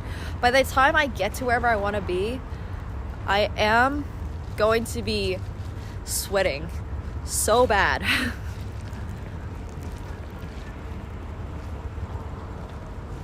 Yeah. No, thank you. I would drip. But okay, we are currently on Sentosa Boardwalk. It looks like it rained here. Oh my god, I didn't know this goes all the way down. Oh, this is so cool. So we are currently here. The circle over there. So we're gonna walk. We're gonna walk. Wait. Whoa. What the heck? Wait. There's a golf course on Sentosa?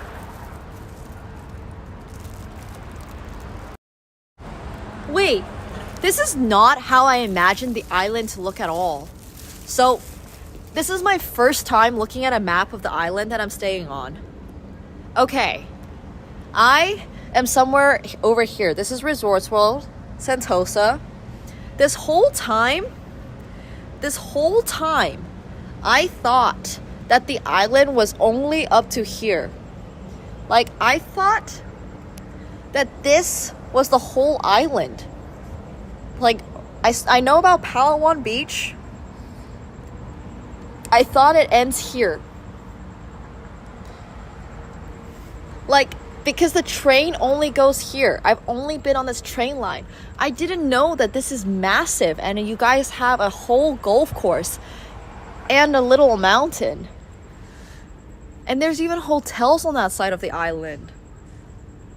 I genuinely had no idea about this.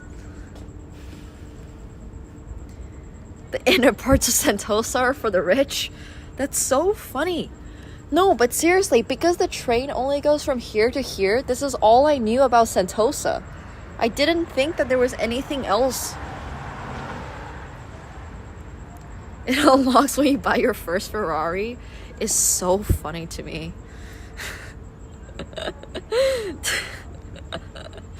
Yeah, wait, that's so funny. So this is where all the beaches are. Oh my god. It goes all the way down. I also thought, you know what is it called when you like, oh my god, what is it? You guys know when the West invaded most of the world, they built their maps based on what they knew and not what was actually there because that's all they knew? That's me right now. I have never been to any of these parts, so I just assumed they didn't exist. I have never been to any of these parts, so I also just assumed none of this existed.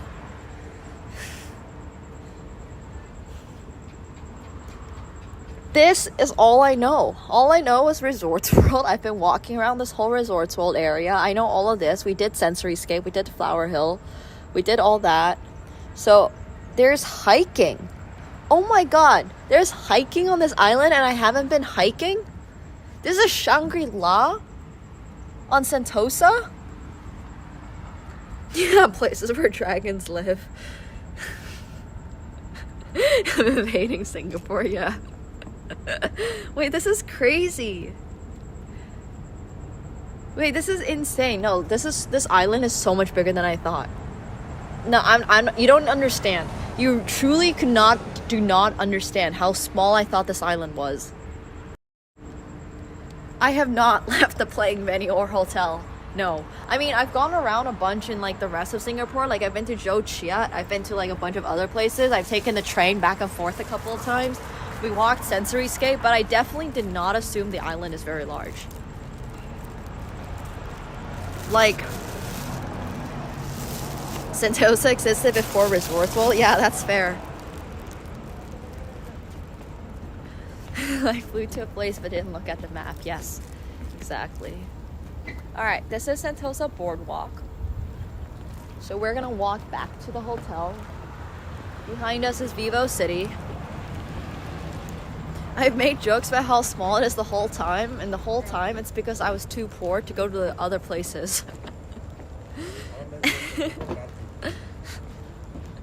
Can't afford the golf course. Unlucky. Yeah.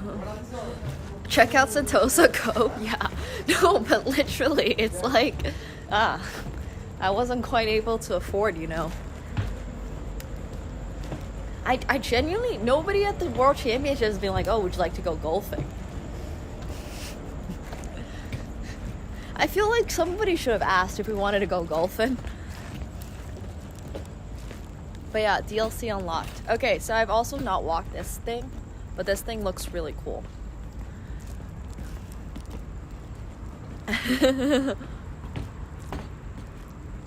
Sentosa is 4 kilometers wide and Singapore's 40 kilometers wide. Damn. Also, there's a lot of people sleeping here.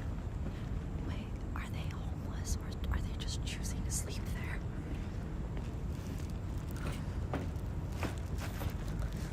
Okay, interesting. I gotta go to Sentosa Cove. Huh. I mean, there is something that always makes me want to come back. That's also a gigantic cruise ship. They're just chilling.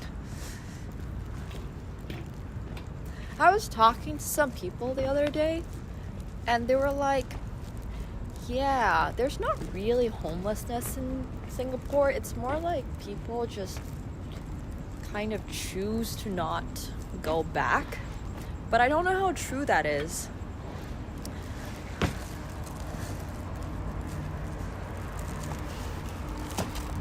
Like, apparently they interviewed some people who were sleeping on the streets, and this guy was like, yeah, I kind of hate my brother. Don't want to go back. And then this other guy was like, no, my wife sucks. I don't like my kids. I'd rather just sleep out here. So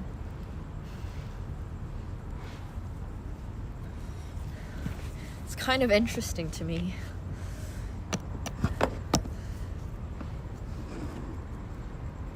So I'm just really, really curious, because in Japan, sometimes people do that. Like, you get drunk and you sleep in the street instead of going back and face your family, which I can understand is very different from, like,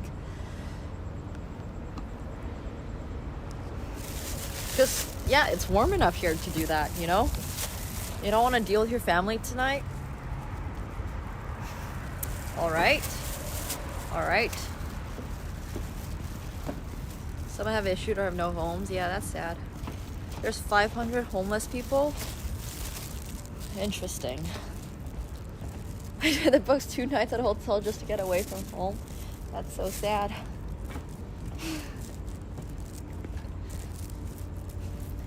Yeah, today was the last day of work. It was actually a really good day. We played some blindfolded chess with Eric Rosen. So now we are just chilling. But obviously I'm still here, so I'm still gonna show off and stuff.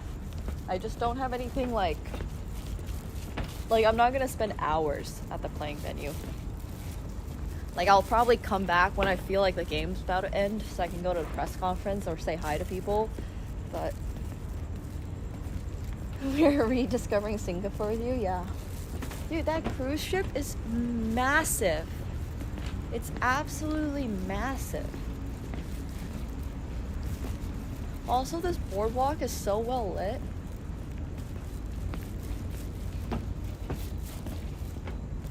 I still haven't taken a cable car. I want to take a cable car so bad. Oh, I need to take a cable car tomorrow. I have so much I want to do.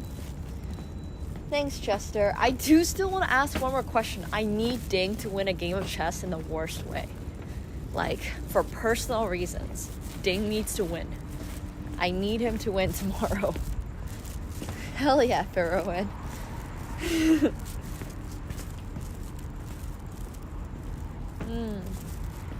That's interesting, Grumpy. Might need a different question if he doesn't win, yeah. I mean, it's the last question I want to ask, so... I'm not really thinking about moving to Singapore. No, it would be kind of ridiculous. The streaming hours are terrible. The only time I can really stream is in the middle of the night. Like, my time. so that it's like somewhat reasonable hour, and then everything's just kind of closed. I don't think I could actually live in Singapore. Yeah, it was a Formula 1 meme. Shout out to Walter, whatever his name is. He's cool. Ding, if you're watching this game, please win. I prepared an amazing question I want to ask you. What's happening here? There's shops on the boardwalk? Oh, this is the bathrooms. And whatever this is. Bones and barrels. There's some statues over here.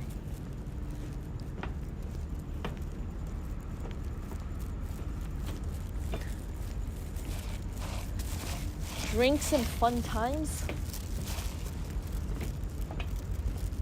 Bars. These are just bars. Is it gonna renovate soon? I feel like this can get a lot of foot traffic. I feel like nobody knows that there's stuff on this boardwalk. I mean, it's so well lit. It's really beautiful, actually. Like, this is a great place to just take a moment and admire.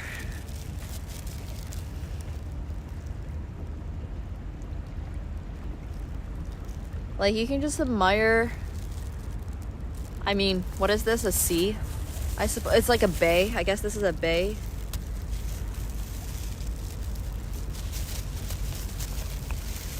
Nice. Admire from LA. I love water too. Apparently the water is relatively clean. But yeah, there's the big mall. The train passes through this when it's running. It's not obviously not running right now. You can see the sign over there for Sentosa. It's actually really nice. That's over there's Resorts World. There's like a boat over there. It's kind of cool. Relative to what? I don't know. I don't know what relative to what.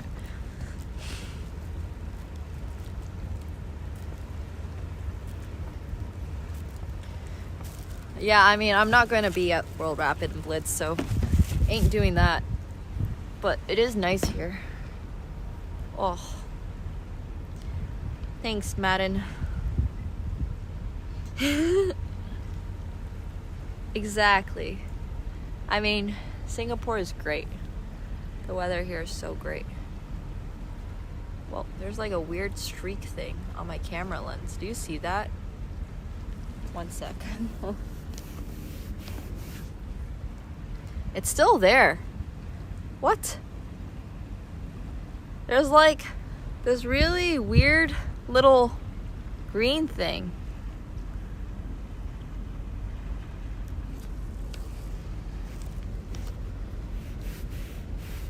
Lens flare. Huh. Alright, well, it just looks like that, I guess. Oh, it's from... Oh, it's like from the... Ah, got it. I thought it was my lens, but... Understood. Just from the lights. Oh.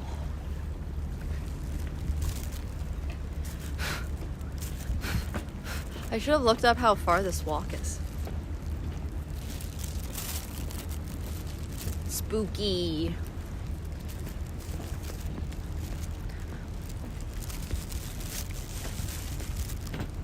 I hope that's open. Also, they really just built a passageway here. So during the day, I guess, you can just walk on it. That's also kind of crazy. If you wanted to, you can do this whole walk. Basically in air conditioning, but outside.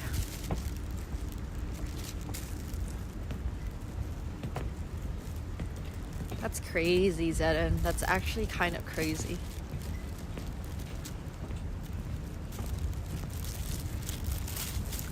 Look at it now. Yeah, they have a travelator, but it doesn't look like it's functioning. In fact, this whole boardwalk just seems like it's not used very often. I need to visit the former World War II fort. I've heard so much about the history of Sentosa. Now that I have a little time, I think I'm gonna go check it all out. Alright, maybe it's not lens flare. Chat, if I end up in the ocean, you know the ghosts got me.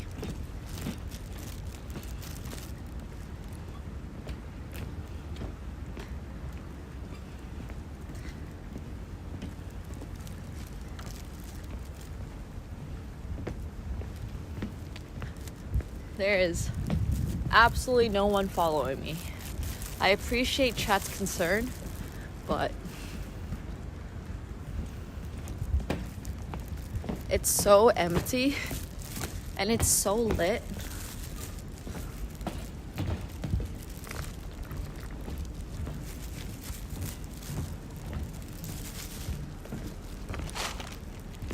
You know what I need? I do need a trash can though.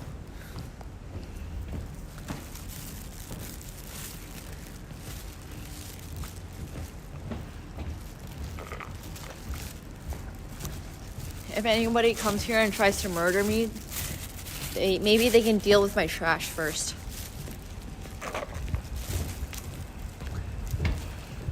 I did not try the Harry Potter experience. I think I'm doing the water park with friends tomorrow. I think that's the activity of choice.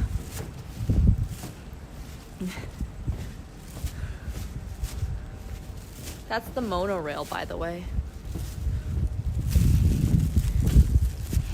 True, Kevin, true. Oh. There's a Harry Potter experience now on Sentosa. At the Resorts World, actually.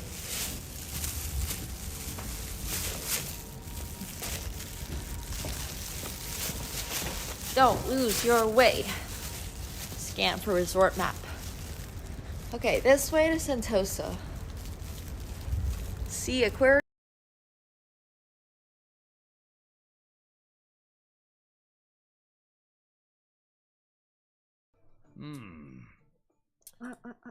Si la dame prend ici.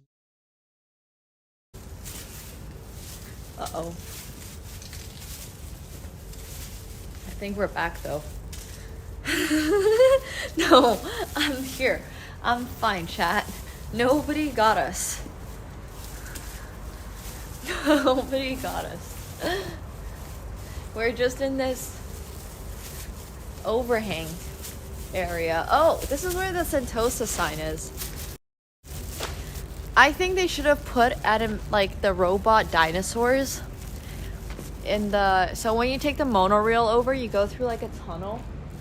I don't actually know where it is right now, but you go through a tunnel and they should have absolutely put dinosaurs in it.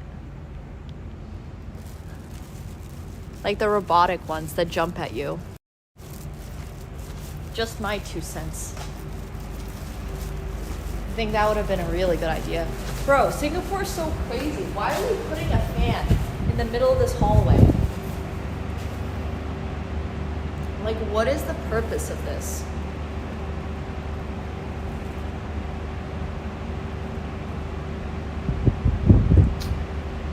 I guess it's for people like me to stand under if it gets too hot. Oh, air circulation? You know what? That does make sense. Air circulation makes a lot of sense.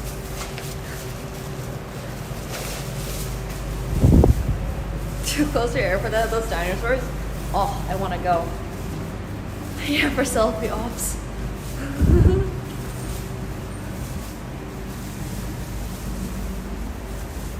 Whoa. Alright. There are escalators. This is for parking. So we are not taking the escalators.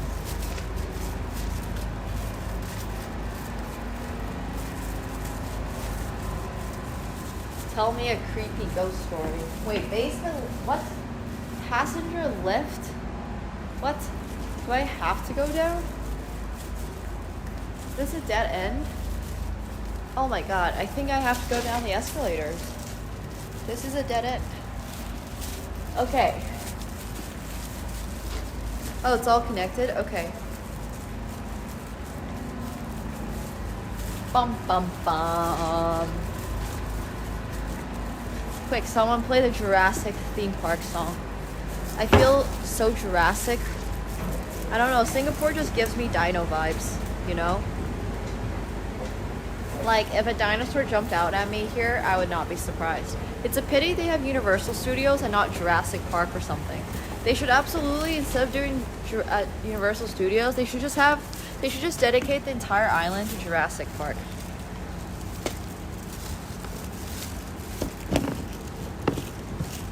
Cause like, it's tropical.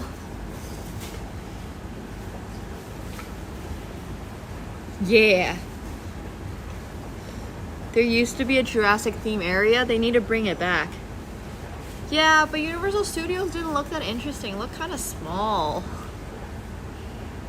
Like, expand it. Make the whole island Jurassic Park. Clone some dinosaurs. Release them on some people.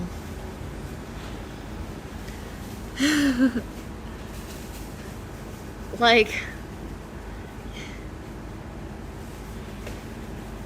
I just want the entire Sentosa Island to be Jurassic Park. There's a dinosaur food court. I am down for that. That sounds great.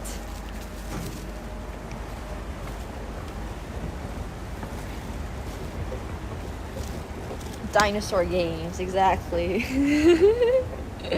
There's the dinosaur food court by Gardens by the Bay sounds so fascinating. I'm super down. Like, you know what's crazy about Singapore? You just have all these Jurassic looking plants and they're just fully real. Like, that tree is just real. This car park is also real. Does it look slightly like I'm in Jurassic World right now? Yeah, absolutely. You know what ruins that immersion? This giant ass car park. What the heck? This is crazy. They built like full on fake cliffs and stuff, and the ceiling is like all Jurassic-y, and then you just have this massive car park.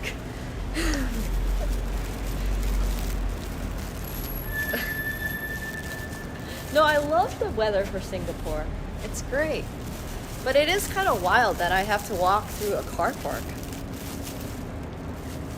There's a dino bicycle trail at the airport. I love that. I love this random pond that's just in the middle of this car park too.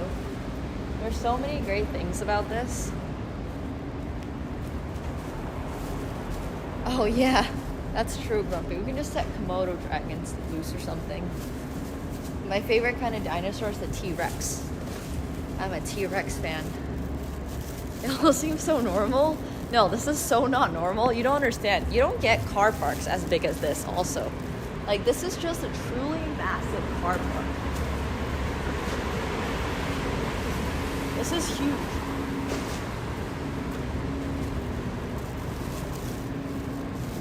Yeah, the small arms are cute. They have live T-Rex. Hell yeah. I wish I could get in the buggy, but no. I've only gotten a right. Wait, where are we going?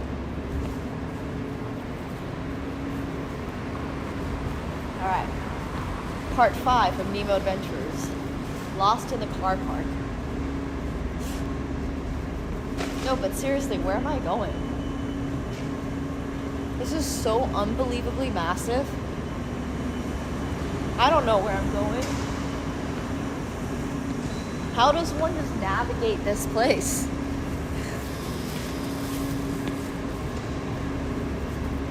There's no signs. And not a single car.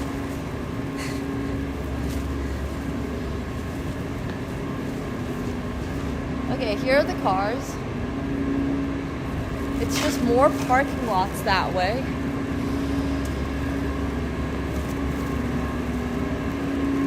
Oh, wait, I think I know where I am. I see something. I see it. Okay. We drove out from this car park. Yeah, well, it seems terrible to navigate. I'm not gonna lie. I mean, There's also like this car, this van thing looks so sus. It's just fully silver. I guess it's a painter's van, but if that guy was undercover for something, I would believe it.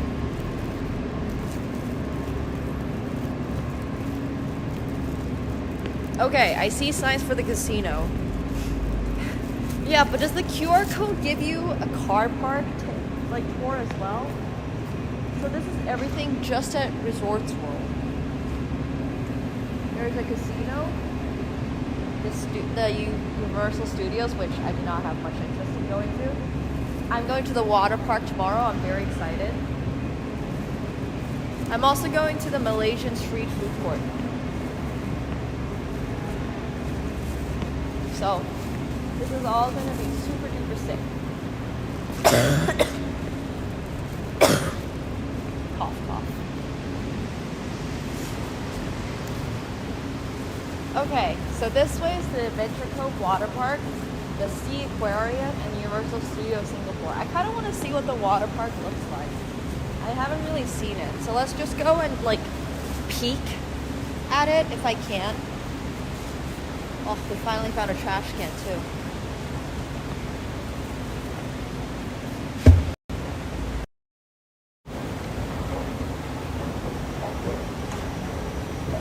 I am not going to stream the water park, no. Absolutely not. Wait, the Malaysia street food court not that great? Darn. Maybe I'll just go back to Vivo. Kinda. No, I've been in the casino already. That was the first thing. The very first thing I did when I got here was to check out the casino. Hey Mickey, thank you so much for the 20 gifted subs.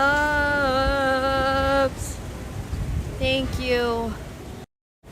Yo, thank you so much. I super appreciate it. If you guys got a gifted sub tonight for Mickey, please make sure you're thanking them. Seriously.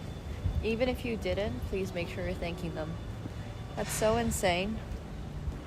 Thank you.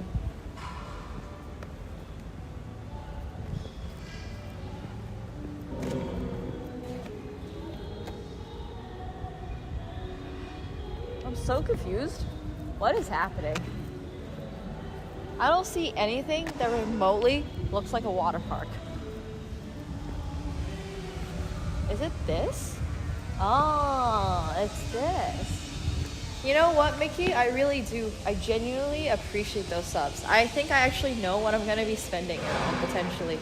Apparently, you can visit Dolphin Island, which you can, like, swim with dolphins. I might be doing that, so I appreciate it, Mickey. If I do it, I'll send you guys a picture. But I think they're probably really busy. And thank you so much, Draken, for the tier 1. Welcome back to your 5th month. Thank you so much. Oh, wait. Wrong way. No, but seriously, thank you, Mickey. Yeah, Mickey is sponsoring my snooping around streams. You tried Dolphin Island? Do they actually have dolphins?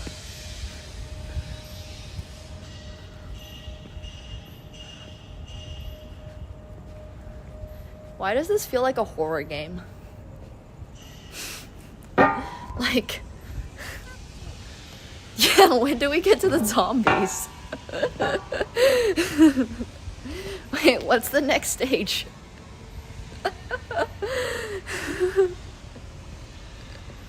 Yo, thank you so much, Jumping Cloud, for the Prime as well. Welcome back. Thank you.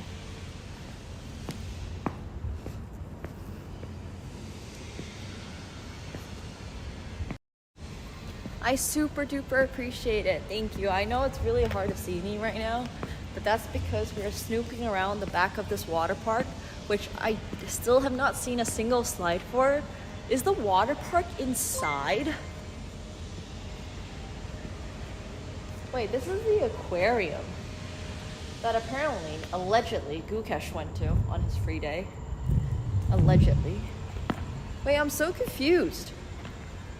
DXL, thank you so much for the 1,000 bits as well. Thank you. Thank you so much. I really appreciate the support, everyone. Thank you so much, guys. Yeah, I have been in France late at night. It's not that bad, but like I would not stay out this late in France. I'm staying out this late because it's Singapore. And Singapore is the best. And by the best, I mean the only thing that could possibly jump at me right now are some dolphins. But I've walked around like this whole building and I still don't see a water park. I feel like I'm being lied to. Like this whole thing, this whole building is just an aquarium. Speaking of aquariums, I went to the Osaka aquarium and it was amazing. Yeah. Good night, Zedden. Thank you so much. I appreciate it. Thank you. Thank you. Straight, then left. Okay. Yeah. Can you believe it? It's 3 in the morning right now. And not only are we not being harassed, there's also not a single homeless person on the streets. I know we're on Sentosa Island, so it's a little harder, but still. Maybe the what? That'd be so fun if it went in. Oh, this is the boat that we saw from the other side, actually. So much of our late night exploration is just when things are closed. It's so sad. This is why I can't be a Singaporean streamer. The timing is just awful.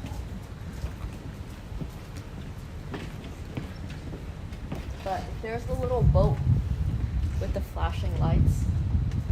Oh, it's like a dine and sail experience.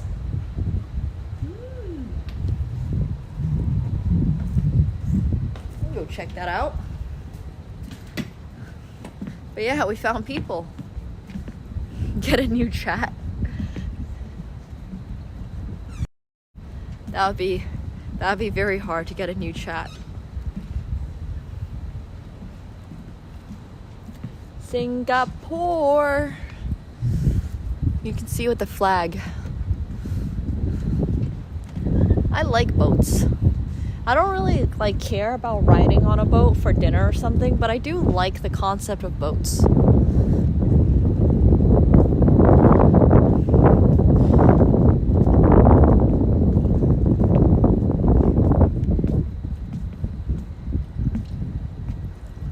Well, we can't really get on the boat. I mean, yeah. I can't make that jump. We're not getting on that boat. We can only admire the boat from here. It's a really cute boat. It's got a lot of wires and stuff happening.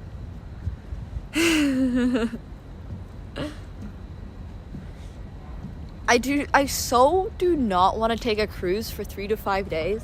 I see the giant cruise ship behind us right over there. And I've mentioned that I talked about this a lot before, but boating is like a 1 to 2 hour, maybe 3, maybe 4 if we're really having fun type activity. It's not really a 4 to 5 days type activity. Like if I gotta be on a boat for 4 to 5 days, I'm gonna lose my mind. The internet's going to be awful. I'm going to be at sea. I can't just get off. I could do a 3-hour cruise maybe. It's a commitment to go on a cruise for 4 days. I just don't think that that's necessarily fun. Oh yeah. Oh my god. I mean, I guess if there's a poker tournament on a cruise, that's a different story. 1 day cruise honestly sounds pretty decent. That is one massive cruise ship. It might be interesting to go on one, but I just don't think I can do a 2-week one. You know how there's 2-month ones? I can't do a 2-month one.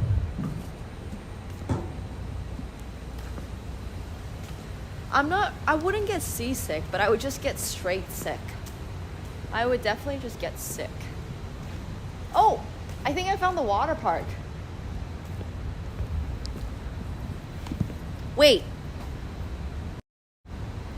The wet maze and the shark encounter are currently unavailable.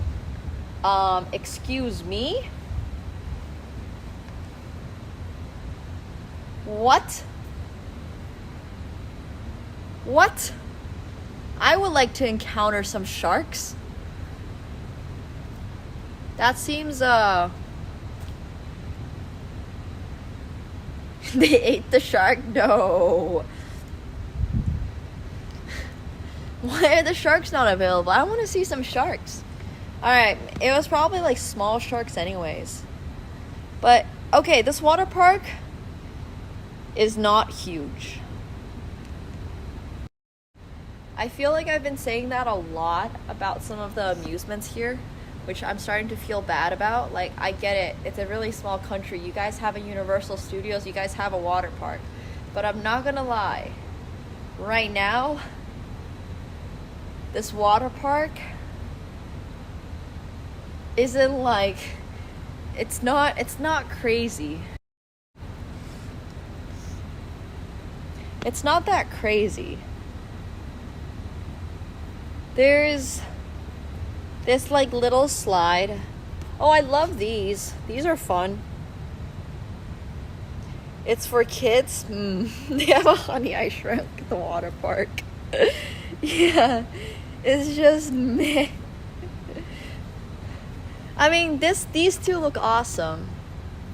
But these are like the only two actual rides. I guess there's two different rides. I guess there's this one and then also this one. And then there's also this one. Oh no, you take this one up. Oh, and then you can choose to go down this one. Or you can choose to go down this one. Ah, okay. Yeah,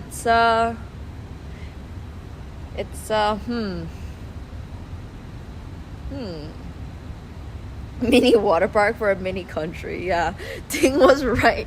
Water parks are for kids. No, okay. So the other day I asked Ding, like, what attraction would he go to if he had to pick one, like water park, the aquarium, or Universal. He said none of them, and they're all for kids, and I'm starting to understand why. Like, I'm not gonna lie. There's some really cool water parks out there. This one with 3 big rides might not be high on the list. But yeah, the water park's also the same shape as Sentosa. Maybe Ding was allegedly here, yeah. Yeah, it's more like a beach hangout location. Ding's watching, looking like told him. Darn. Gugesh apparently went to the aquarium, is what insider info has told me. He just doesn't like the concept. Well, I have heard that the Universal Studios here is not impressive either, so... I mean, what are you gonna do? You're a small country. You built all your stuff on a little island that's only 4 kilometers across.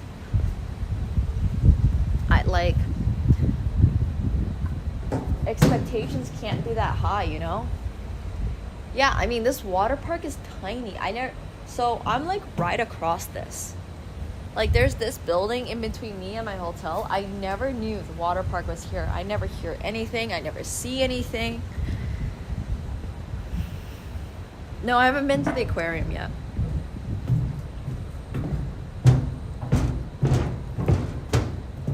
It's impressive enough for tourists. Okay, I don't even know where it is. Maybe I'll check it out.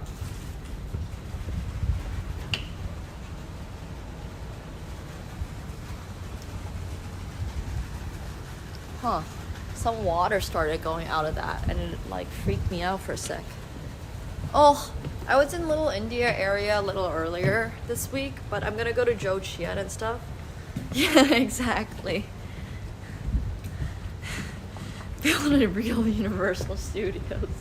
Yup. Yup.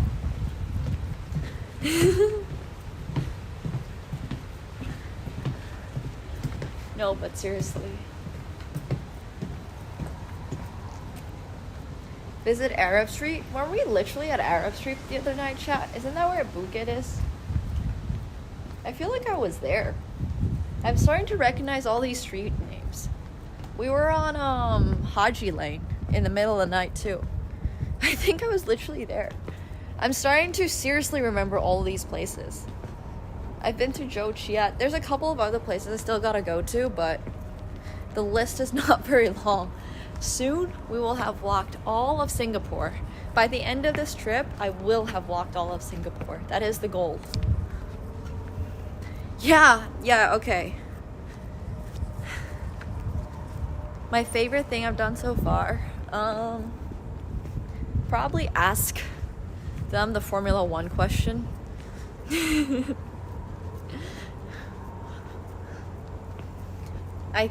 I think it was just very satisfying asking that question and knowing that a bunch of people just didn't understand it and think I genuinely asked an inquisitive question and it was just like a Formula 1 rickroll.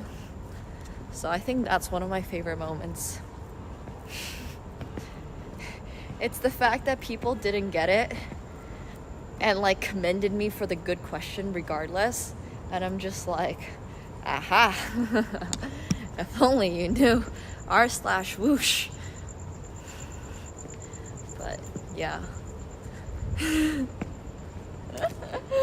Yeah, exactly, Boy Shack. Our landfill, I'm good. I'm not visiting landfill. No,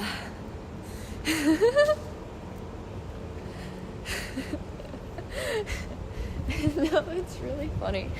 Yeah, the question, it's a very long story.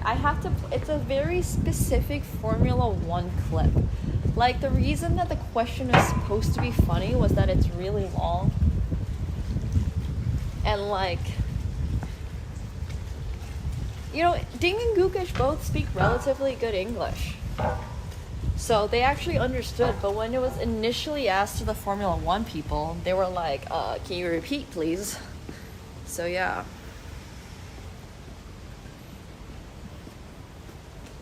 I have not, future. I do want to come back here, though, for Formula 1 Singapore.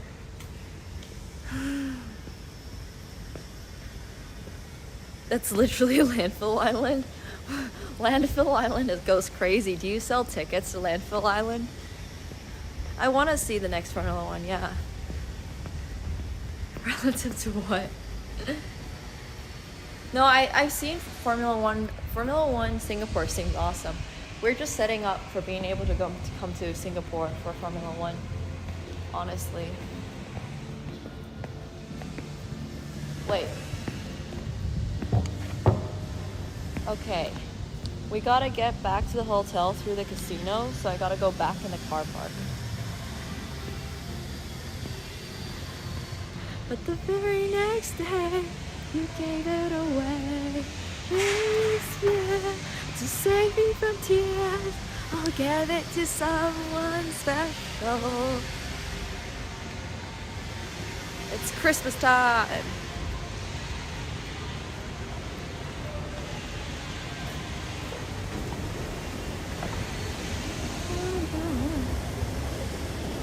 Yeah, no, I'm not getting copyrighted. On our landfill island? Why? Why do people do that? I don't really do Christmas. I mean, I like celebrate with friends or like do a little dinner or something, but I don't really care that much anymore. I used to care a lot when I lived in Finland. Like, I used to do the whole advent calendar thing. I used to light my candles. I don't remember the name of them anymore, but you would light candles, one for each day or something, 7 days before Christmas. And then, like, make decorations, all that. But I don't do it anymore. Because it just doesn't feel, I don't know. Finland felt like Christmas. Ding impression is for kids. I love it. Oh. Actually quite beautiful. Only in Singapore can you get a landfill island that's beautiful. Well, Finland has some interesting Christmas traditions. In Finland, you've got like this 7-tonged candle thing you light that has nothing to do with Hanukkah. I don't know what it's for or why they do it, but you just do it. Everybody does this. It's like a Finnish thing.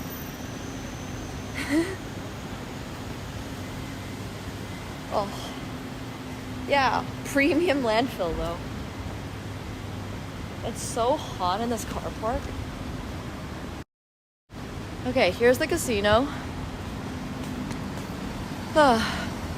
Whew. That's cute, Fresh Prince. Are landfill islands targeting to be as big as Sentosa one day? Interesting, interesting.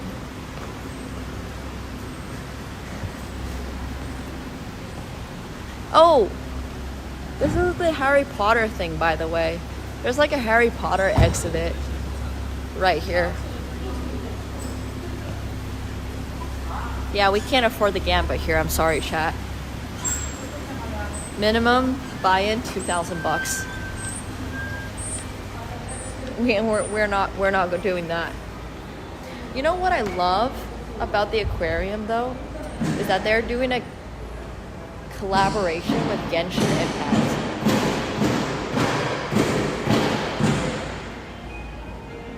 Or like they did a collaboration with Genshin Impact.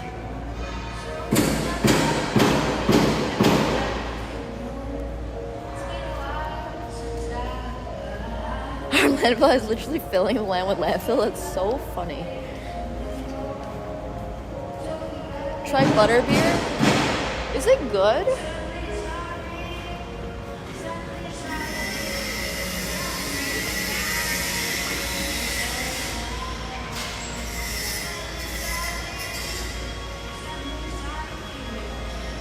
Is it any good in there? It's amazing, really? It's true, Ezreen.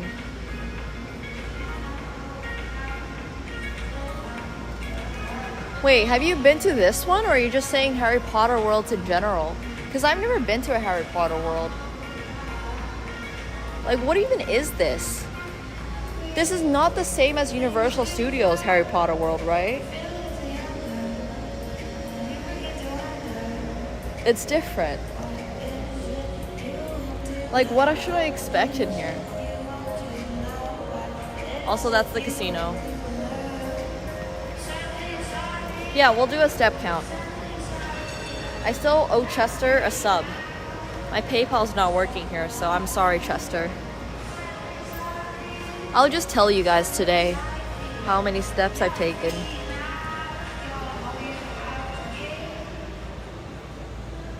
What does this say? Grimold Place? Oh, it's like an immersive thing. Oh. You know, they should have done a collaboration with their aquarium. Because you know how in, like the beasts, the mystery, like fantastical beasts or whatever, the guy has the suitcase that he carries around, and like inside it's a whole different world. You should let you finish in the aquarium and you just get, like, accidentally walk into a shark tank or something. Fair enough, a cultured. I think this is a walkthrough thing. There's a very specific scene I'm thinking about when it comes to Fantastic Beasts. Accident, yeah.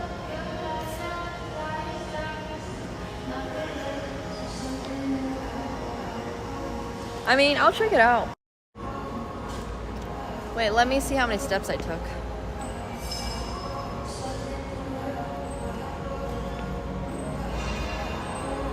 Whew.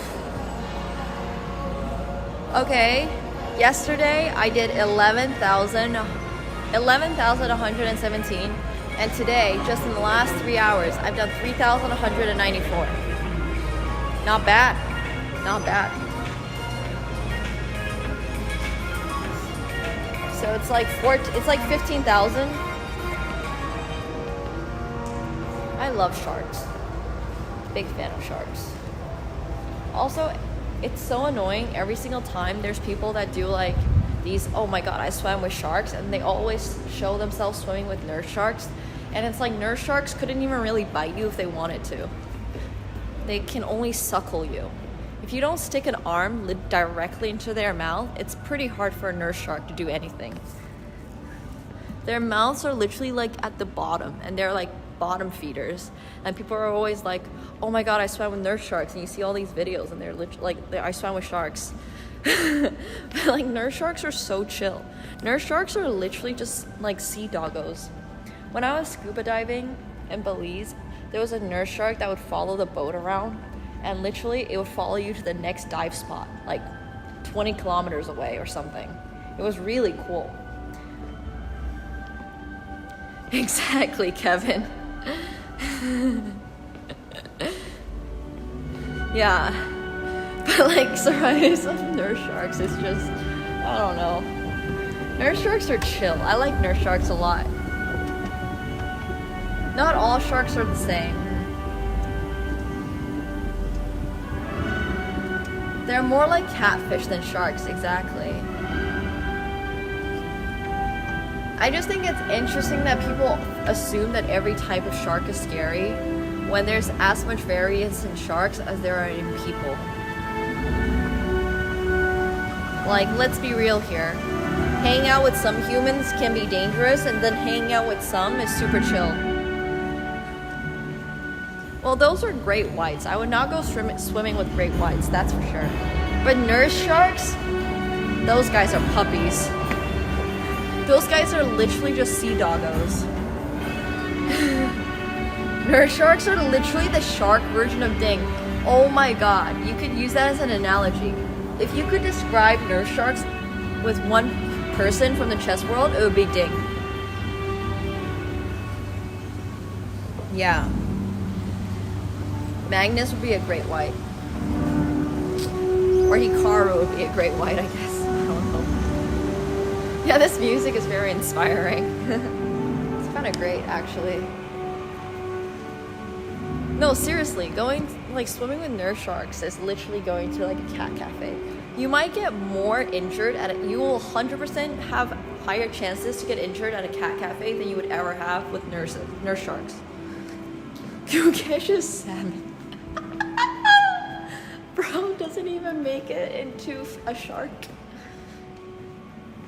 Can't even be a shark.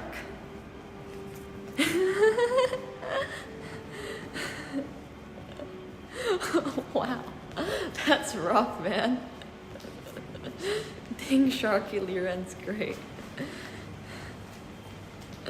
Jets are naturally violent, yeah.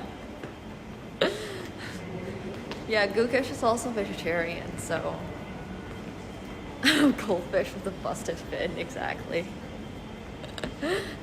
I too would not make it into the sharks category. Okay. Alright, we're at the hotel. My nose is itchy again. Oh, well, that was fun, chat.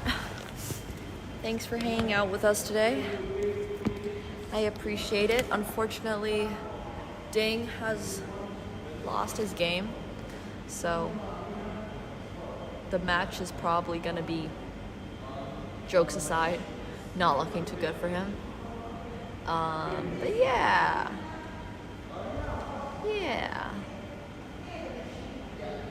Hopefully he makes a comeback so I can ask the question. Also, just for his own sake, I would really like to see it go to tiebreakers.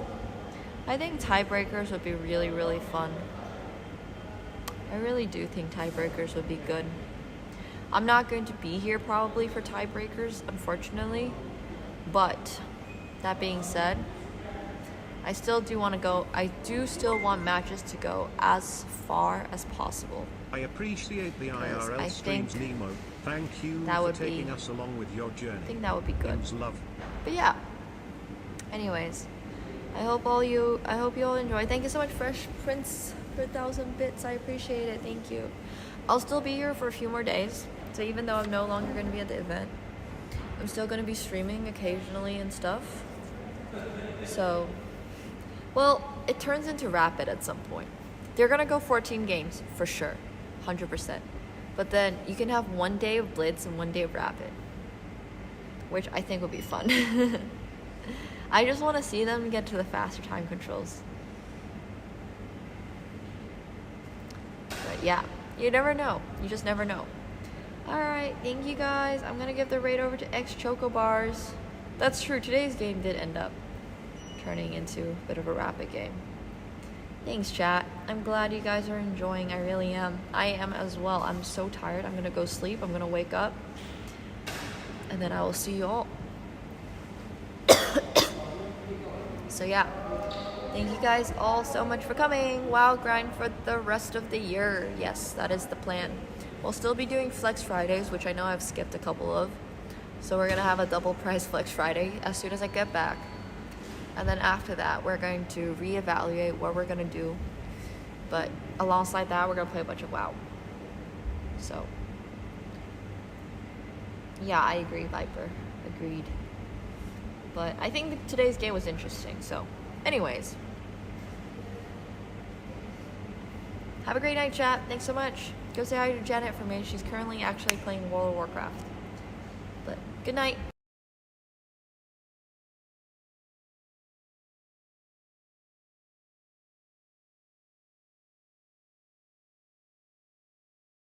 Oh yeah, Bertosh's English is definitely good enough for a conversation. Like, you guys shit trash talk Bertosh's English, but you don't realize his English is actually really good.